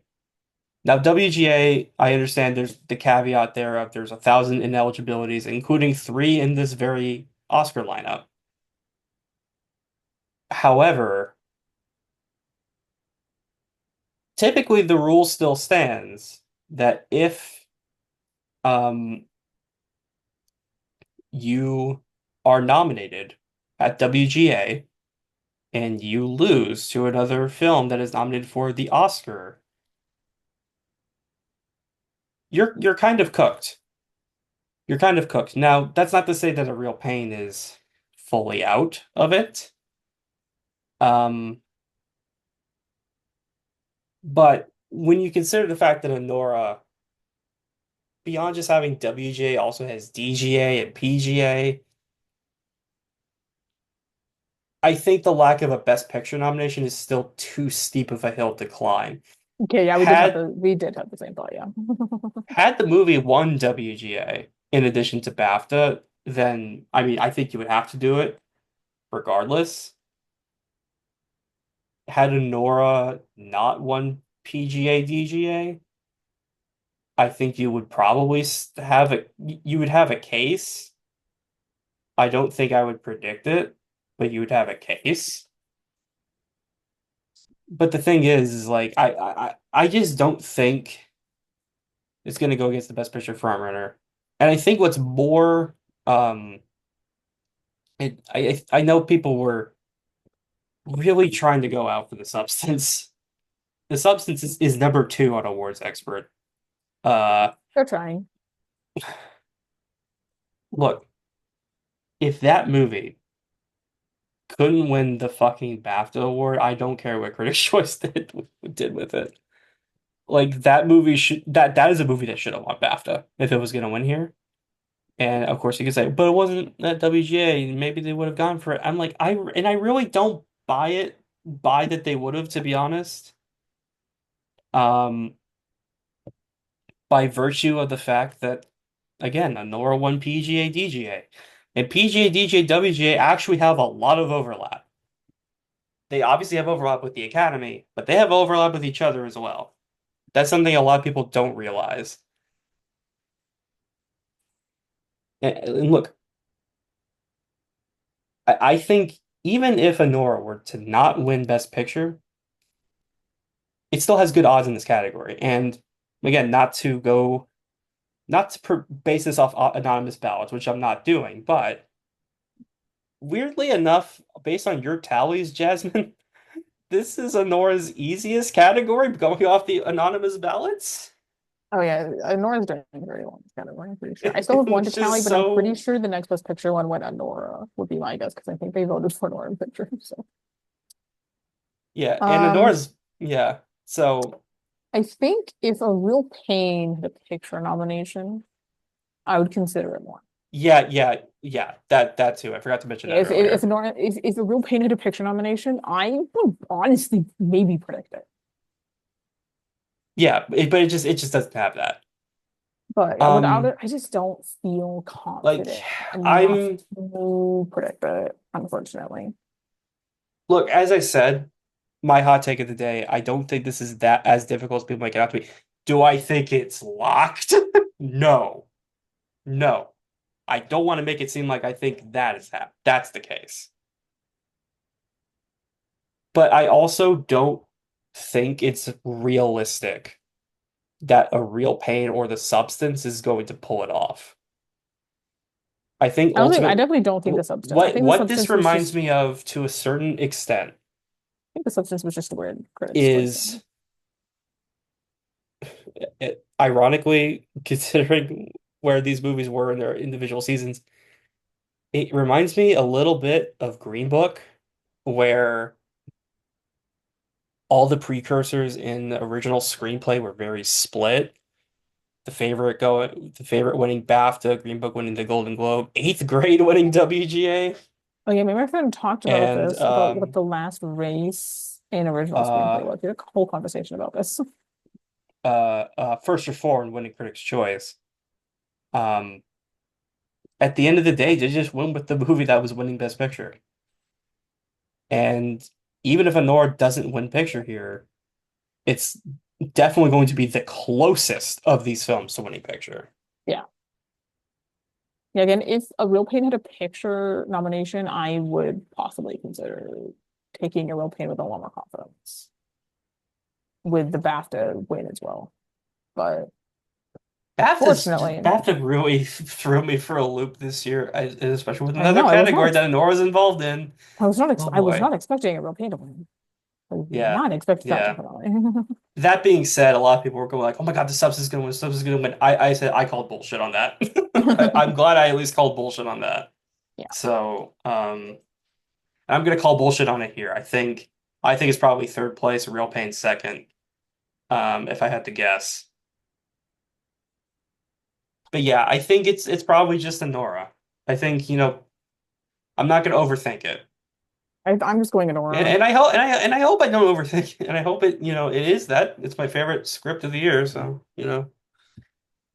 I think it's just a Nora. I think it's like, I don't know, I'll go like 80-20, maybe 85-15, just because A Real Pain is just so hurt by the lack of a picture I'll be a little nomination. bit Like, more conservative and say 75-25, what was the but last non-picture nomination win in this category? non-best picture nominee, that Eternal Sunshine. Was it 20 years ago? Yeah, exactly. Would Eternal Sunshine have gone in a year of time for like I best picture? mean, undisputably. Yeah. Almost Famous also would have. I mean, Hark I to Her know probably would have. we're like speaking in like we don't actually like technical know, but like Yeah, a lone WJ win is really not that bad, to be honest, especially if you're winning Best cool. Picture. Yeah. So yeah, Real Pain is just so hurt by that they not being a picture nominee so much. Well, we can move on to what is an easier screenplay category? Adapted screenplay. So easy. I don't know. Complete Unknown, screenplay by James Mangold and Jane Cox. Conclave, screenplay by Peter Straughan. Emilia Perez, screenplay by Jacques Audiard, in collaboration with Thomas Bidegen, Léa Missou, and Nicolas Levici. Nickel Boys, screenplay by Ramel Ross and Jocelyn Barnes.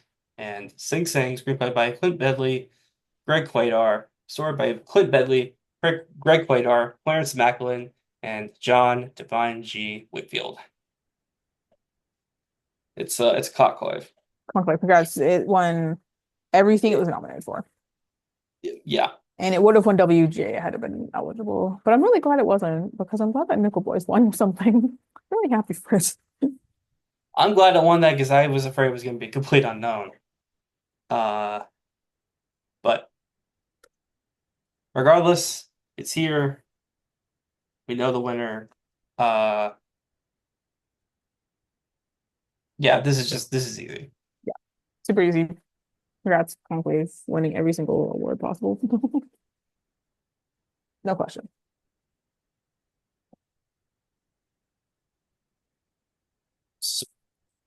Supporting Next to be actor. we can do this Yura category in Borisov, like we can do this category in Honora. like 2 seconds. Kieran Culkin, a real pain. I could stop right here, but I'm not going to do that because fuck you. Edward Norton, a complete unknown. Guy Pearce, the brutalist. Jeremy Strong, the apprentice. Congratulations, Karen Culkin.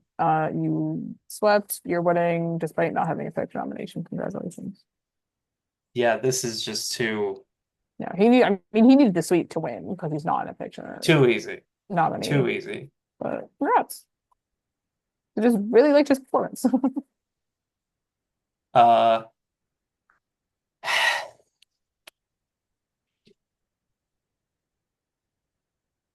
I think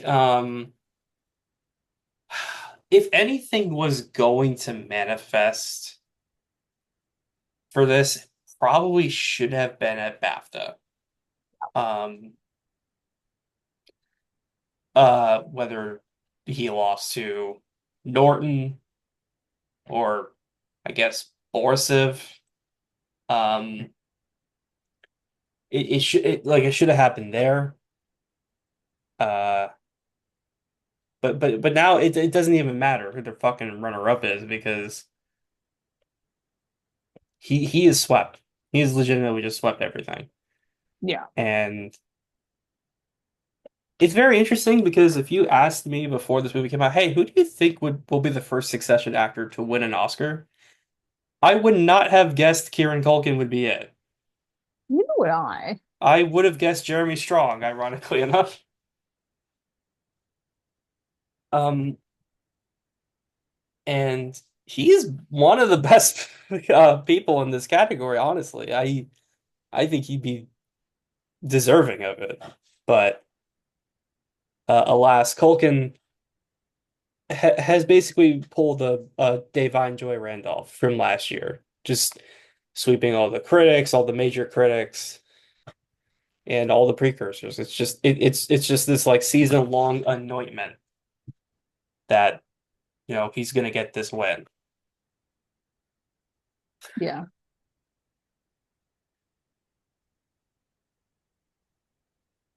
All right. Easy. Easy Well, category. one easy acting category to another easy acting category. Supporting actress. Monica Barbaro in A Complete Unknown, Ariana Grande Wicked, Felicity Jones The Brutalist, Isabella Rossellini in Conclave, Zoe Saldana in Emilia Perez. I'm sorry to all the Ariana Grande stans who may or may not be listening. Look, I don't want to be that guy, but I gotta say, I really never bought too hard into Grande winning. There was a time where I was starting to feel like, maybe actually it is possible. But Zoe Saldana she is like the one thing about that movie that is basically bulletproof from any controversy that it generated. Because I mean it's not her, for one thing. I think people kind of feel sorry for her that she has to put up with this. Um, she actually handled it as well as she could have with her response to it, I thought. And also, like, people just like her. She's been around for a long time, and it's kind of like Robert Downey Jr. last year. I know, I don't like to make comparisons to the year before, where it's like, oh, this is exactly what happened last year. But in this case, it's kind of true because Robert Downey Jr. was a situation where, like, he was known as a fucking, like, cape shit actor. He was Iron Man, right? And then, like, he leaves the MCU to do like real movies. He immediately went back on that after he won. But um, this is kind of Saldana's lane. Well, actually, she's not going to come back to the MCU, is she? I don't think so. Or she's not planning on it. I don't think so. I'm so tuned out of the MCU. She is coming back for Avatar. So, well, to be fair for My her, God. she's not going around pretending like she's done with blockbusters. Um, but this is like someone who is known for blockbusters doing a quote unquote serious role. Um, that is, uh, that's admirable to a lot of people. And I think that's kind of the reason why she's just been sweeping the season. Uh, and I will remember when I told Tristan on this fucking podcast, like, there are people who think Zoe Saldana is better than Carlos Sofia Gascon, and Tristan was so shocked, just like, I can't believe that. But nonetheless, look who is winning and who is not. Yeah. Oh, Ariana Grande got her very first Anna ballot today. So congratulations to her. People did vote for her. Wait, The Ariana Grande fans will be thrilled when I post the updated results. They'll be thrilled. I mean that literally. They'll be thrilled. They've been very upset that she hasn't gotten a single mention yet. oh, Grande. All we have Do left you is think she'll be someone to nominated again for part two? maybe. I kind of think no, to be honest. Yeah, I don't know, maybe. I think the only person left, I think, is Cynthia Erivo, the only person who has not been mentioned at The thing all is, at the Anna if ballot. I'm So remembering the show correctly, Glinda does not have as much material in Act Two. I'd have to see the show again. I haven't seen the show in a while. I'd have to like I watch mean, like it's been just a Act Two. decade since I saw it, but yeah, I'd have if to I watch remember just correctly, she kind of Act is not Two. as present in Act Two. But I know she has darker material, so I think some darker material. And actually, because actually generally is just darker. I'd have to watch the show. I'll probably watch the show like before I watch like a bootleg of the show before I go see part two. 'Cause I can't remember it, if I'm being super honest. I just remember that it's darker. Yeah, I don't think her presence is as felt in part one, but I think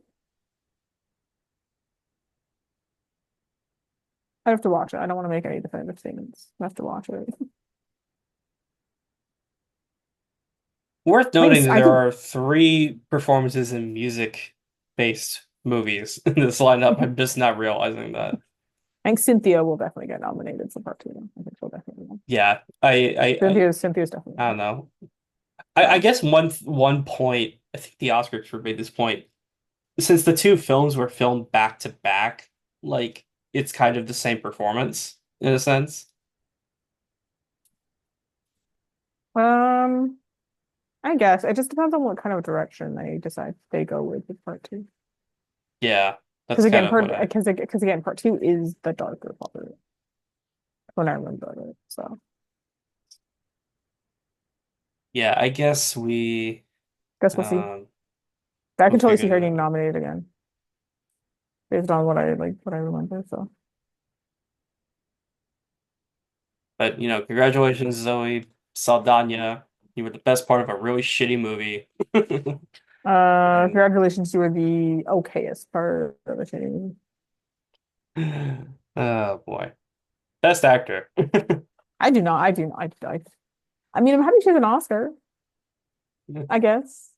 I Yeah, can pretend yeah, yeah, it's I for guess so. anything but this. I mean, I know everyone says that she's like their favorite part and that she's really good. I don't get it. I think she's okay. I think she's fine. I don't think she's Best bad. actor. I wouldn't give her the award for something. Fine. Tallest kid in Best kindergarten, actor. as you say. Tallest kid in kindergarten, as you say. So Best actor. Adrian Brody in The Brutalist, Timothy Chalamet in A Complete Unknown, Coleman Domingo in Sing Sing, Ray Fiennes in Conclave, Sebastian Stan, The Apprentice. congratulations, Adrian Brody. I don't I think it's a 92%, I think it's probably Brody. 95 to 5.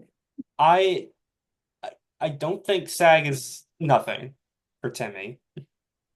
I mean, SAG was also after the Oscars voting closes.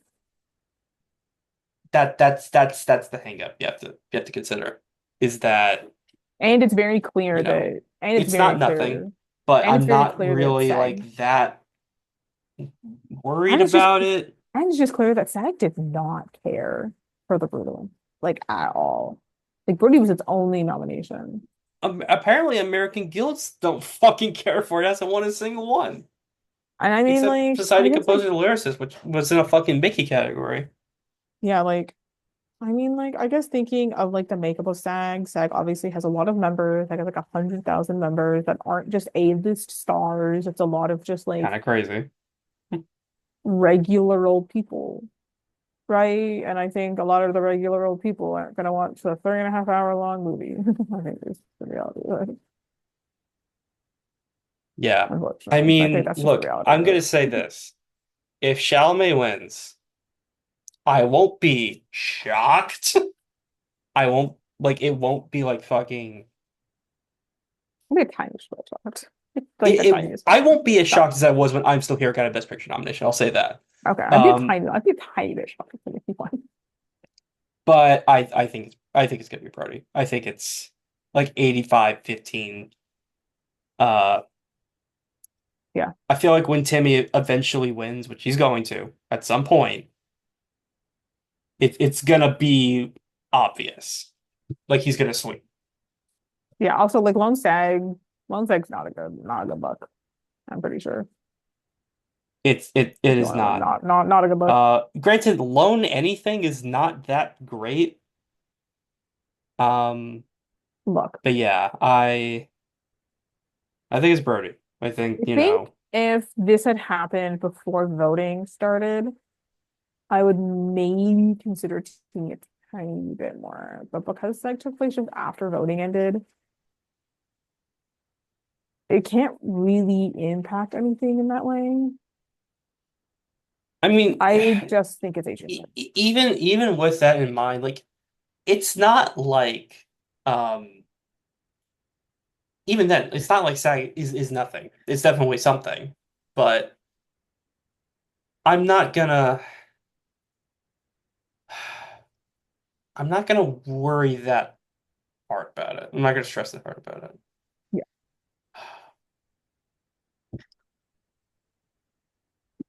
This next category, however, Oh my God. fucking shoot me. Fucking oh God. It's Uh always actress. Actress is always the race. It's always actress. do you, Every year, every fucking year. you- so you guys remember when when we were talking about documentary and I said there are two categories where if they do not go my way, I am not going to be a happy boy. Uh Documentary was the first one. If No Other Land doesn't win that, I'm not gonna be upset. I'm gonna be very upset. The other one is this one. I'm not gonna be very happy if this does not go my way. Um granted for very different reasons. Actress in the leading role. Cynthia Erivo in Wicked, Carlos Vegas in Emily Perez, Mikey Madison in Nora, Demi Moore in The Substance, Fernando Torres. I'm still here. Let's just do process elimination one more time. Carla, Bye, Felicia. Scarlett is five in the category. It's like very firmly five. Even before her tweets, I never bought she was fucking winning. So it Yeah. doesn't matter. Arrivo, you're also done. People talked about, oh my God, Arrivo can win SAG, Arrivo can win SAG. I called bullshit on that. I was right to call bullshit on that. Yeah. Fernando Torres, I guess, is a distinct possibility. But I re I don't buy it. I really don't. I really don't buy it. Because someone other than the other two nominees we haven't mentioned yet, um, would have needed to win in order for her to do that. And even then, if it was another Oscar nominee, like if Cynthia Erivo had won SAG, I would still think like why wouldn't that just benefit Erivo as Yeah. opposed to Torres? Yeah. The only evidence that people have for like Torres maybe pulling off a win is like, oh well, the movie has a Best Picture nomination. So And you're yeah, saying that's not it's not nothing. But at the same time, if that's all you have to go off of, I don't really think that's good enough. And I know she's leading the anonymous ballots, kind of, but guess who else led that? I was gonna say, A woman by the name of Penelope Cruz we're gonna in make the same. Parallel Mothers. Are we gonna make the same mistake twice? I'm I made that mistake in 2021. I am not doing that again. No siree. Nope, nope, nope. So that leaves the Golden Globe Critics' Choice SAG winner, Demi Moore, and the BAFTA winner, Mikey Madison. Now, I mentioned this earlier when we talked about actor. Lone anything is really not good, including lone BAFTA. If you go on that alone, Demi Moore is probably the safest pick. There are a lot of things that are really tripping me up about this race, though. The wild bird. Okay. Wild. Here's the thing. Mikey winning at BAFTA. That happened despite Honora not winning film, director, and screenplay, even. Now, some people are going to say, well, it won casting, and typically a movie that wins casting at BAFTA wins an acting award. And yes, that's true, but casting, if I'm not mistaken, is a juried category at BAFTA entirely. The general voting body does not vote on that category for the winner. So it's kind of purely coincidence that like yeah, Mikey wins and Honora wins casting, The Holdovers wins casting, and Davine wins BAFTA. Elvis wins casting, Austin Butler wins, West Side Story wins casting, Ariana DeBose wins. I think it's coincidence. And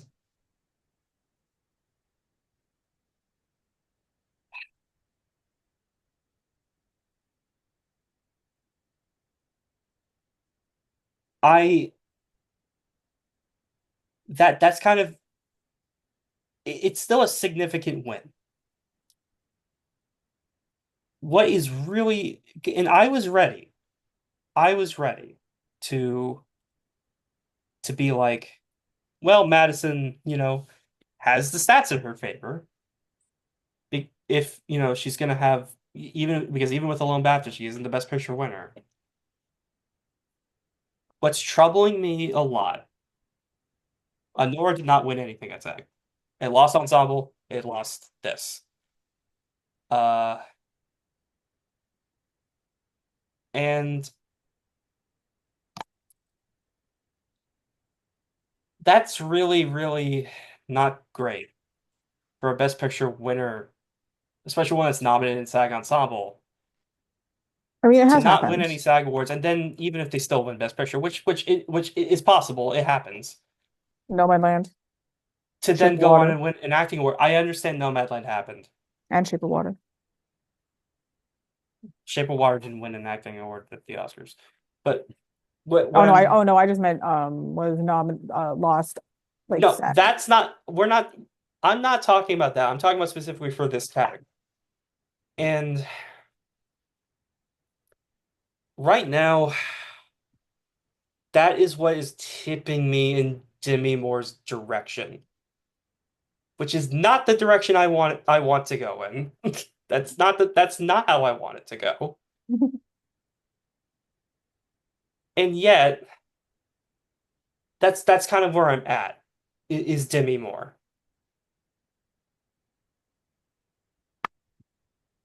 Basically, you one of these two stats is going to break. Either the makeup and acting stat, which I always thought was coincidence anyway, to be fair, and best picture in acting. And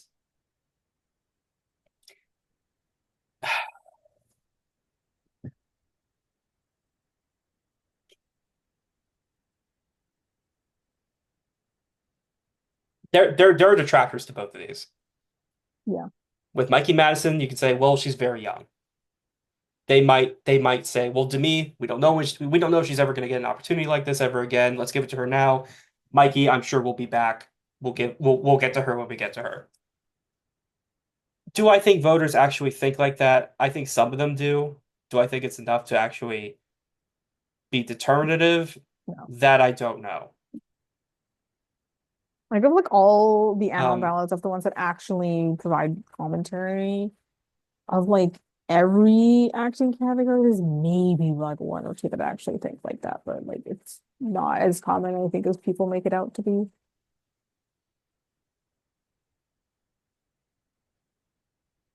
the problem with Moore, on the other hand, though, and this goes back to what I was saying before the Golden Globe win or what a lot of people said, not just me. Talking about myself, fucking selfish ass. Um, it's a horror performance. She is absent for the last 40 minutes of the film, and it's not as showy as the other nominees in this category, oddly enough. It's just the main connection here is, oh, well, I guess she has a narrative and she's caked in makeup. Um, Like he's also in the stronger Best Picture film. there's that. You also, I do think there is something to be said for the fact that you compare Mikey to Annie. People see the movie and how Annie is very, um, how do I put this? She is very, loud, resilient. Um, uh, she doesn't take shit. She's very, I don't want to say trashy, but I can't think of a better adjective off the top of my head. Um, she's very abrasive, you could say. Yeah.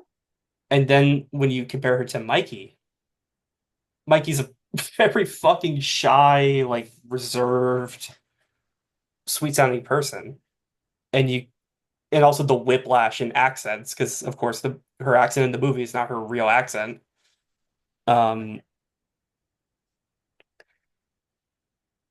that's something that people are very impressed by here.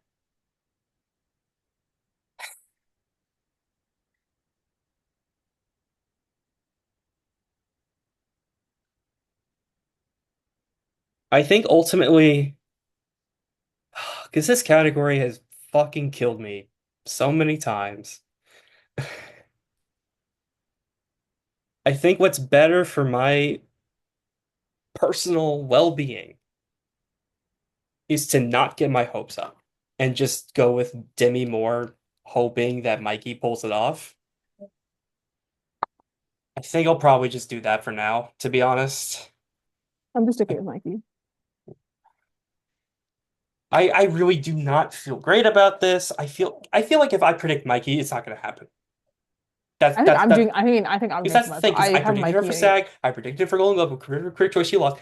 And yeah, when I predicted the one time I predicted Demi to win BAFTA, that's when Mikey fucking wins. So I don't feel good about going Mikey. I'm going Mikey just because I've had it since September, and I don't feel the need to switch.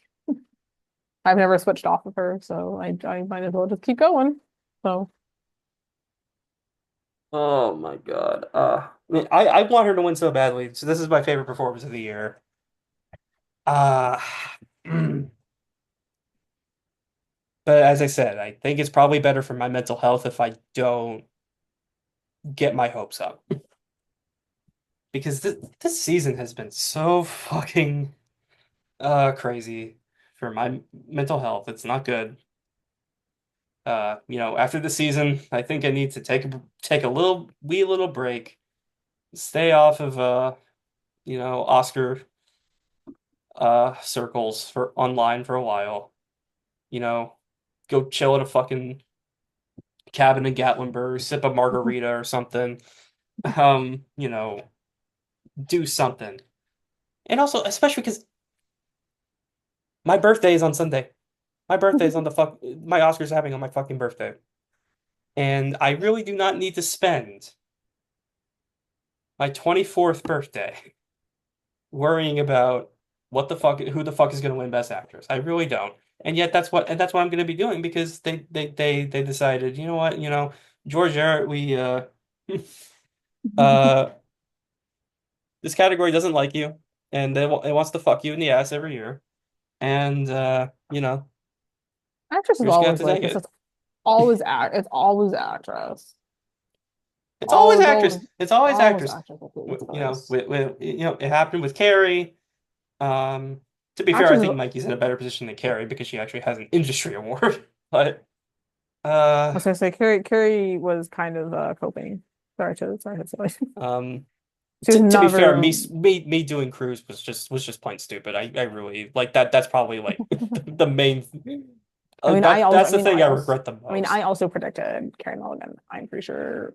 But it made no Um, sense. She was never winning and her for then just Golden Globe, so like and then last year, just going with Gladstone ahead of Stone, and Stone was also my favorite in the category last year. So it's like I'm also not switching now because remember last year when I switched last minute after having Emma Stone all season?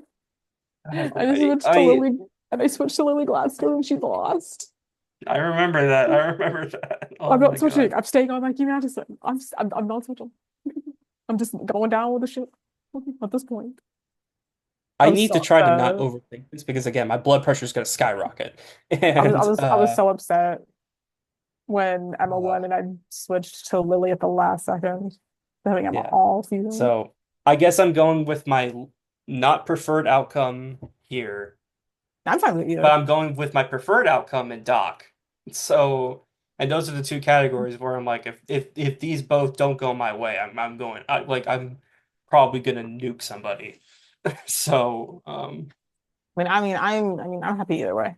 I'll be happy if Demi wins. So anyway, this category is not good for my mental health, and we're gonna move off of it. Um, Mikey Madison, if you're listening to this, I hope you win. Also, send me a message. I might give you my number. No, no, no, we're not doing that. Uh, Best director. um, uh, Jacques Audiard, Amelia Perez, Sean Baker, and Nora, Brady Corbet, The Brutalist, Corley Farjat, The Substance, James Mangold, A Complete Unknown. I Cool. hate this category. This category is so hard. Is it that hard? I don't because mm, I guess it's Corbet. That's what I have. I have here's Corbet. here here. I have Corbet. Okay, I think it could be Baker. I think if Baker wins, I think Adora wins Baker. That's my opinion. I don't know how accurate that actually will be, but the thing about this is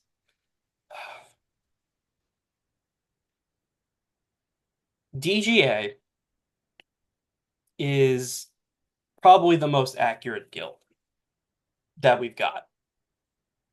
They have only been wrong 8 times in their entire history, and that goes back to the 40s. The truth is, this uh, Brady Corbet. This is why I think, like, because I see a lot of other people who are still going with Corbet, and I'm not trying to throw shade at these people, but Excuse me. well, maybe at you, but no, no, no, no, no. I'm not throwing shade at you. I'm not trying to throw shade at anybody, genuinely not. But I think what some people are not seeing is Corbet was the front runner heading into DGA. It is more the type of direction that wins in this category, as opposed to Honora.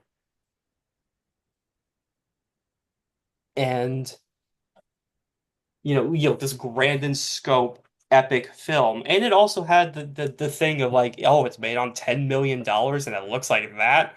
Like, the type of thing that like should be like a directing winner in theory. For a film like that to go in as the front runner at DGA and then lose, I think that's a bad sign. Especially if it when it lost to the film that also won PGA over the same film. And some people, will make the argument, well, Corbet, he just isn't known at the Directors Guild, and people, in the way that Sean Baker is known. And so, um, they might go for him, and then, but the Oscars might, look at that and be like, well, that's a bigger achievement of director, we need to go for that. And I'm like, my the thing about that though is that even in situations like that, where like a BAFTA which is a more general voting body, will go against the DGA winner, it usually is the DGA winner. The one time that this did not happen was in 2002. Rob Marshall wins DJ for Chicago. Chicago wins PGA. It wins Best Picture. But in director at the Oscars, they go for Roman Polanski, the pianist, who also won at BAFTA. The thing about that race that a lot of people have pointed out is Polanski is a name. People knew who he was. People knew his movies. And Rob Marshall, I think that was literally his directorial debut. Uh, it is really not like it's really not the same. If anything, it's more flipped, where this is The Brutalist is like the first film of Courbet's that people really have taken notice of in this way. Of course, people who know of Childhood of a Leader or Vox Lux, but this is the first film of his to be recognized on this scale.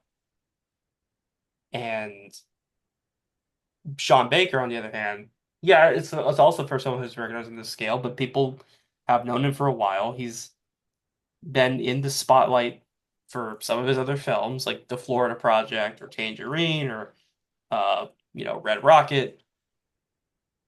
It kind of feels a little bit like it's his time almost. Uh, I know we just talked about the thing where they don't usually say like, oh, well, we'll get to this person later because they're young, and this other person we don't know if they're going to come back, right? Um, that is also an argument you could use for this category, though. I will also, I will say, I think,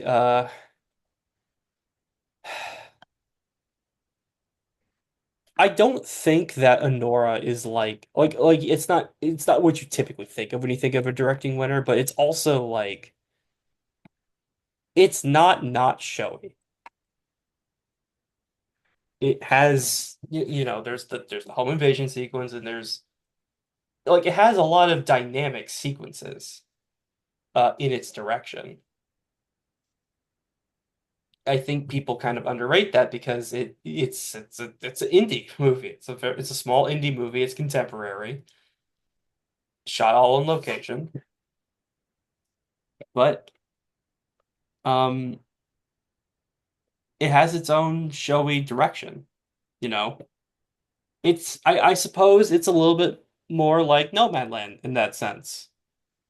And look again, like I mean, you look at Tom Hooper, King's Speech, or 100 Guns Out Iñárritu. Uh, Lone DGA wins; those were also paired with PGA wins. I I I I really think it's Baker. I really do. Um, I mean, I'm a and Jada Knight before the Oscars. I don't know. I just, for me, I also, because I have it winning three other Oscars. I don't know if I say it winning picture, director, or actress in screenplay. I'm kind of struggling between them. it Maybe I can. can. It can. I don't want to get my hopes up. Here's I can't get my Well, hopes. well, to be fair, I guess that's the logic of taking an actress, so I'm not gonna shit on you for that. But I'm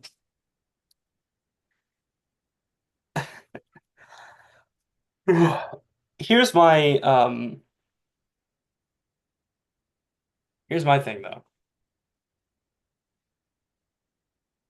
We say a lot of the time. We do this all the time, right? Where everything everywhere here. Like, oh well, Daniels, they can win director, but McDonough, let's give him screenplay, right? And the Daniels will still be covered in picture director. Or uh oh, everything everyone picture, they'll win screenplay, but let's give Spielberg director because they'll be covered there. The truth is, if you're not locked in either director or screenplay, and I don't believe that Baker is, people are just gonna vote for him down the line to ensure that he wins them all. When somebody like is winning Best Picture and director or screenplay and not the other, it's because they're locked in that category. That was the thing with Nolan last year. Nolan was locked in director. Everyone knew he was winning. And so they felt secure enough to go for somebody else, an adapted screenplay. That's what happened with Chloe Zhao as well. They knew she was going to win director because she had swept everything. And so everyone was like, okay, that's when they felt more secure to go with, Florian Zeller for the father. Mhm. This is not the case. Baker is not guaranteed either director or screenplay. And so the people who love the movie are just going to vote for him down the line. And it's probably going to cause him to win both. That is also what happened with Birdman as well. Because people said, okay, Birdman, it'll win screenplay, it'll win picture, but Linklater, they'll give him that, and Inarritu will be secured in screenplay. Or, oh, Inarritu, he'll be secured in director and he'll win picture, of course. But because of that, let's go ahead and give Wes Anderson the award. People just voted for Birdman down the line, and he ends up winning all three. So I really think I think this is like another one of those situations, and it's just gonna win all three of them. And if Mikey picks up a win as well, then that's great.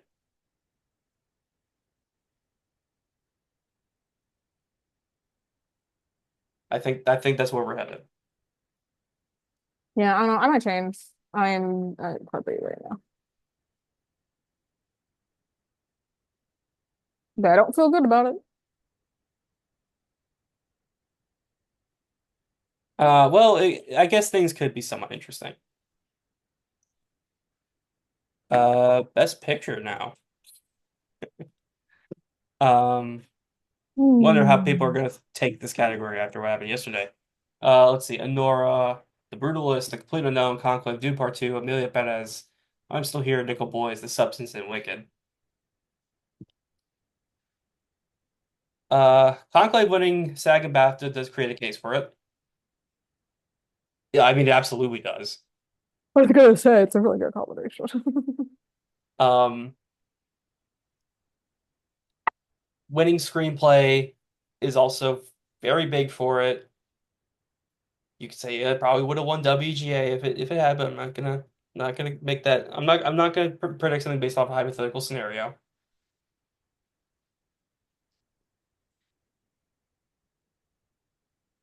One thing that I do think is important to think about is Conclave winning its SAG and BAFTA. I mean, you can rationalize it however you want. One thing that I do think is not helpful in Conclave's direction, regardless of what case you can make vis-a-vis SAG and BAFTA wins, it couldn't win PGA. It couldn't win PGA. And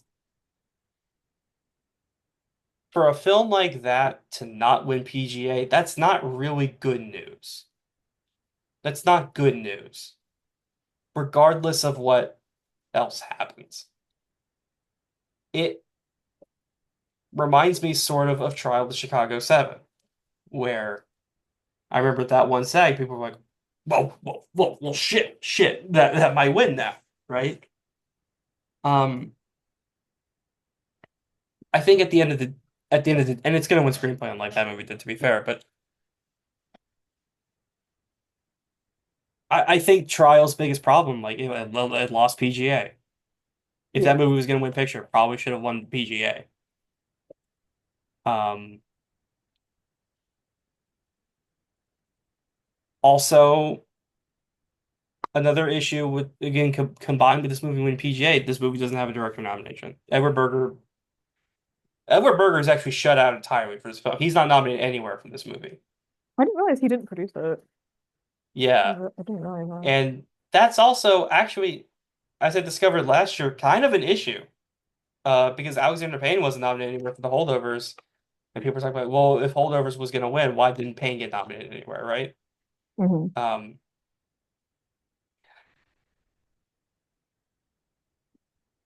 but the director miss I think is more significant because Yeah. and again, like the movies that won Best Picture without a director nomination, so like Argo, Coda, Green Book, they won PGA, and Conclave couldn't. I think just Conclave being the movie that it is, yes, it did win SAG. I'm not gonna rationalize it by saying like, oh well, Nora didn't have like known actors and Conclave had more known actors or anything. I'm not gonna rationalize the BAFTA women saying, oh, it was a British movie, of course they were gonna love it, blah blah blah. I'm not gonna rationalize it in a way that is gonna come off as cope, but I don't think it's enough. Like, yes, I think Honora not winning SAG is bad. I don't think Conclave has the steam to do it, though, because again, it lost PGA. And people talking about like Conclave, like, oh, Conclave is supposed to be this consensus pick, right? That can win Yeah. PGA. It couldn't win PGA. It couldn't win on the one fucking preferential ballot thing that it had. And it's as it turns out, Honora is more consensus because it has a lot of people who would put it at number one for Best Picture. Hello, I'm one of them. Uh, and it also has a lot of people who would put it decently high. It it has the movie does have its detractors online, but that's online. that's not in the industry. And I think regardless of a screenplay win, even regardless of a potential editing win for Conclave, the bigger problem is that it lost PGA. I think that is the bigger issue. Um,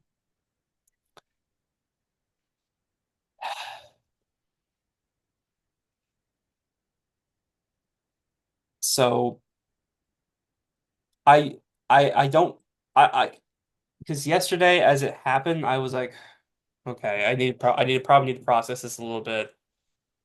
Does this actually change anything? But I thought about it more, and the more I think about it more, I'm like, this kind of doesn't really change much. It's still just, like yes, it makes me a little bit less confident in my prediction, but as I've thought about it, it still just isn't it's just it's not I I just think losing PGA is too much. Losing PGA is too much for this movie, I think, to overcome. Conclave, that is. Uh, it's not like Moonlight, where Moonlight, that's not a movie that would typically win PGA anyway. Um,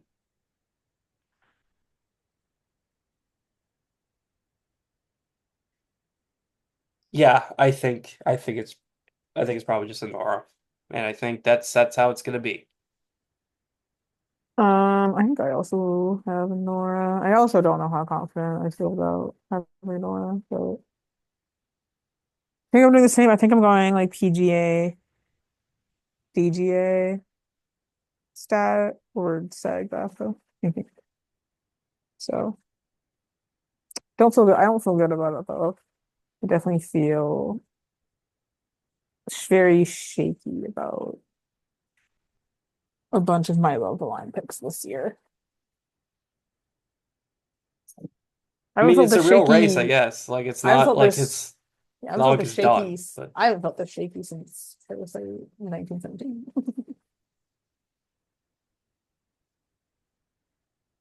ultimately, yeah.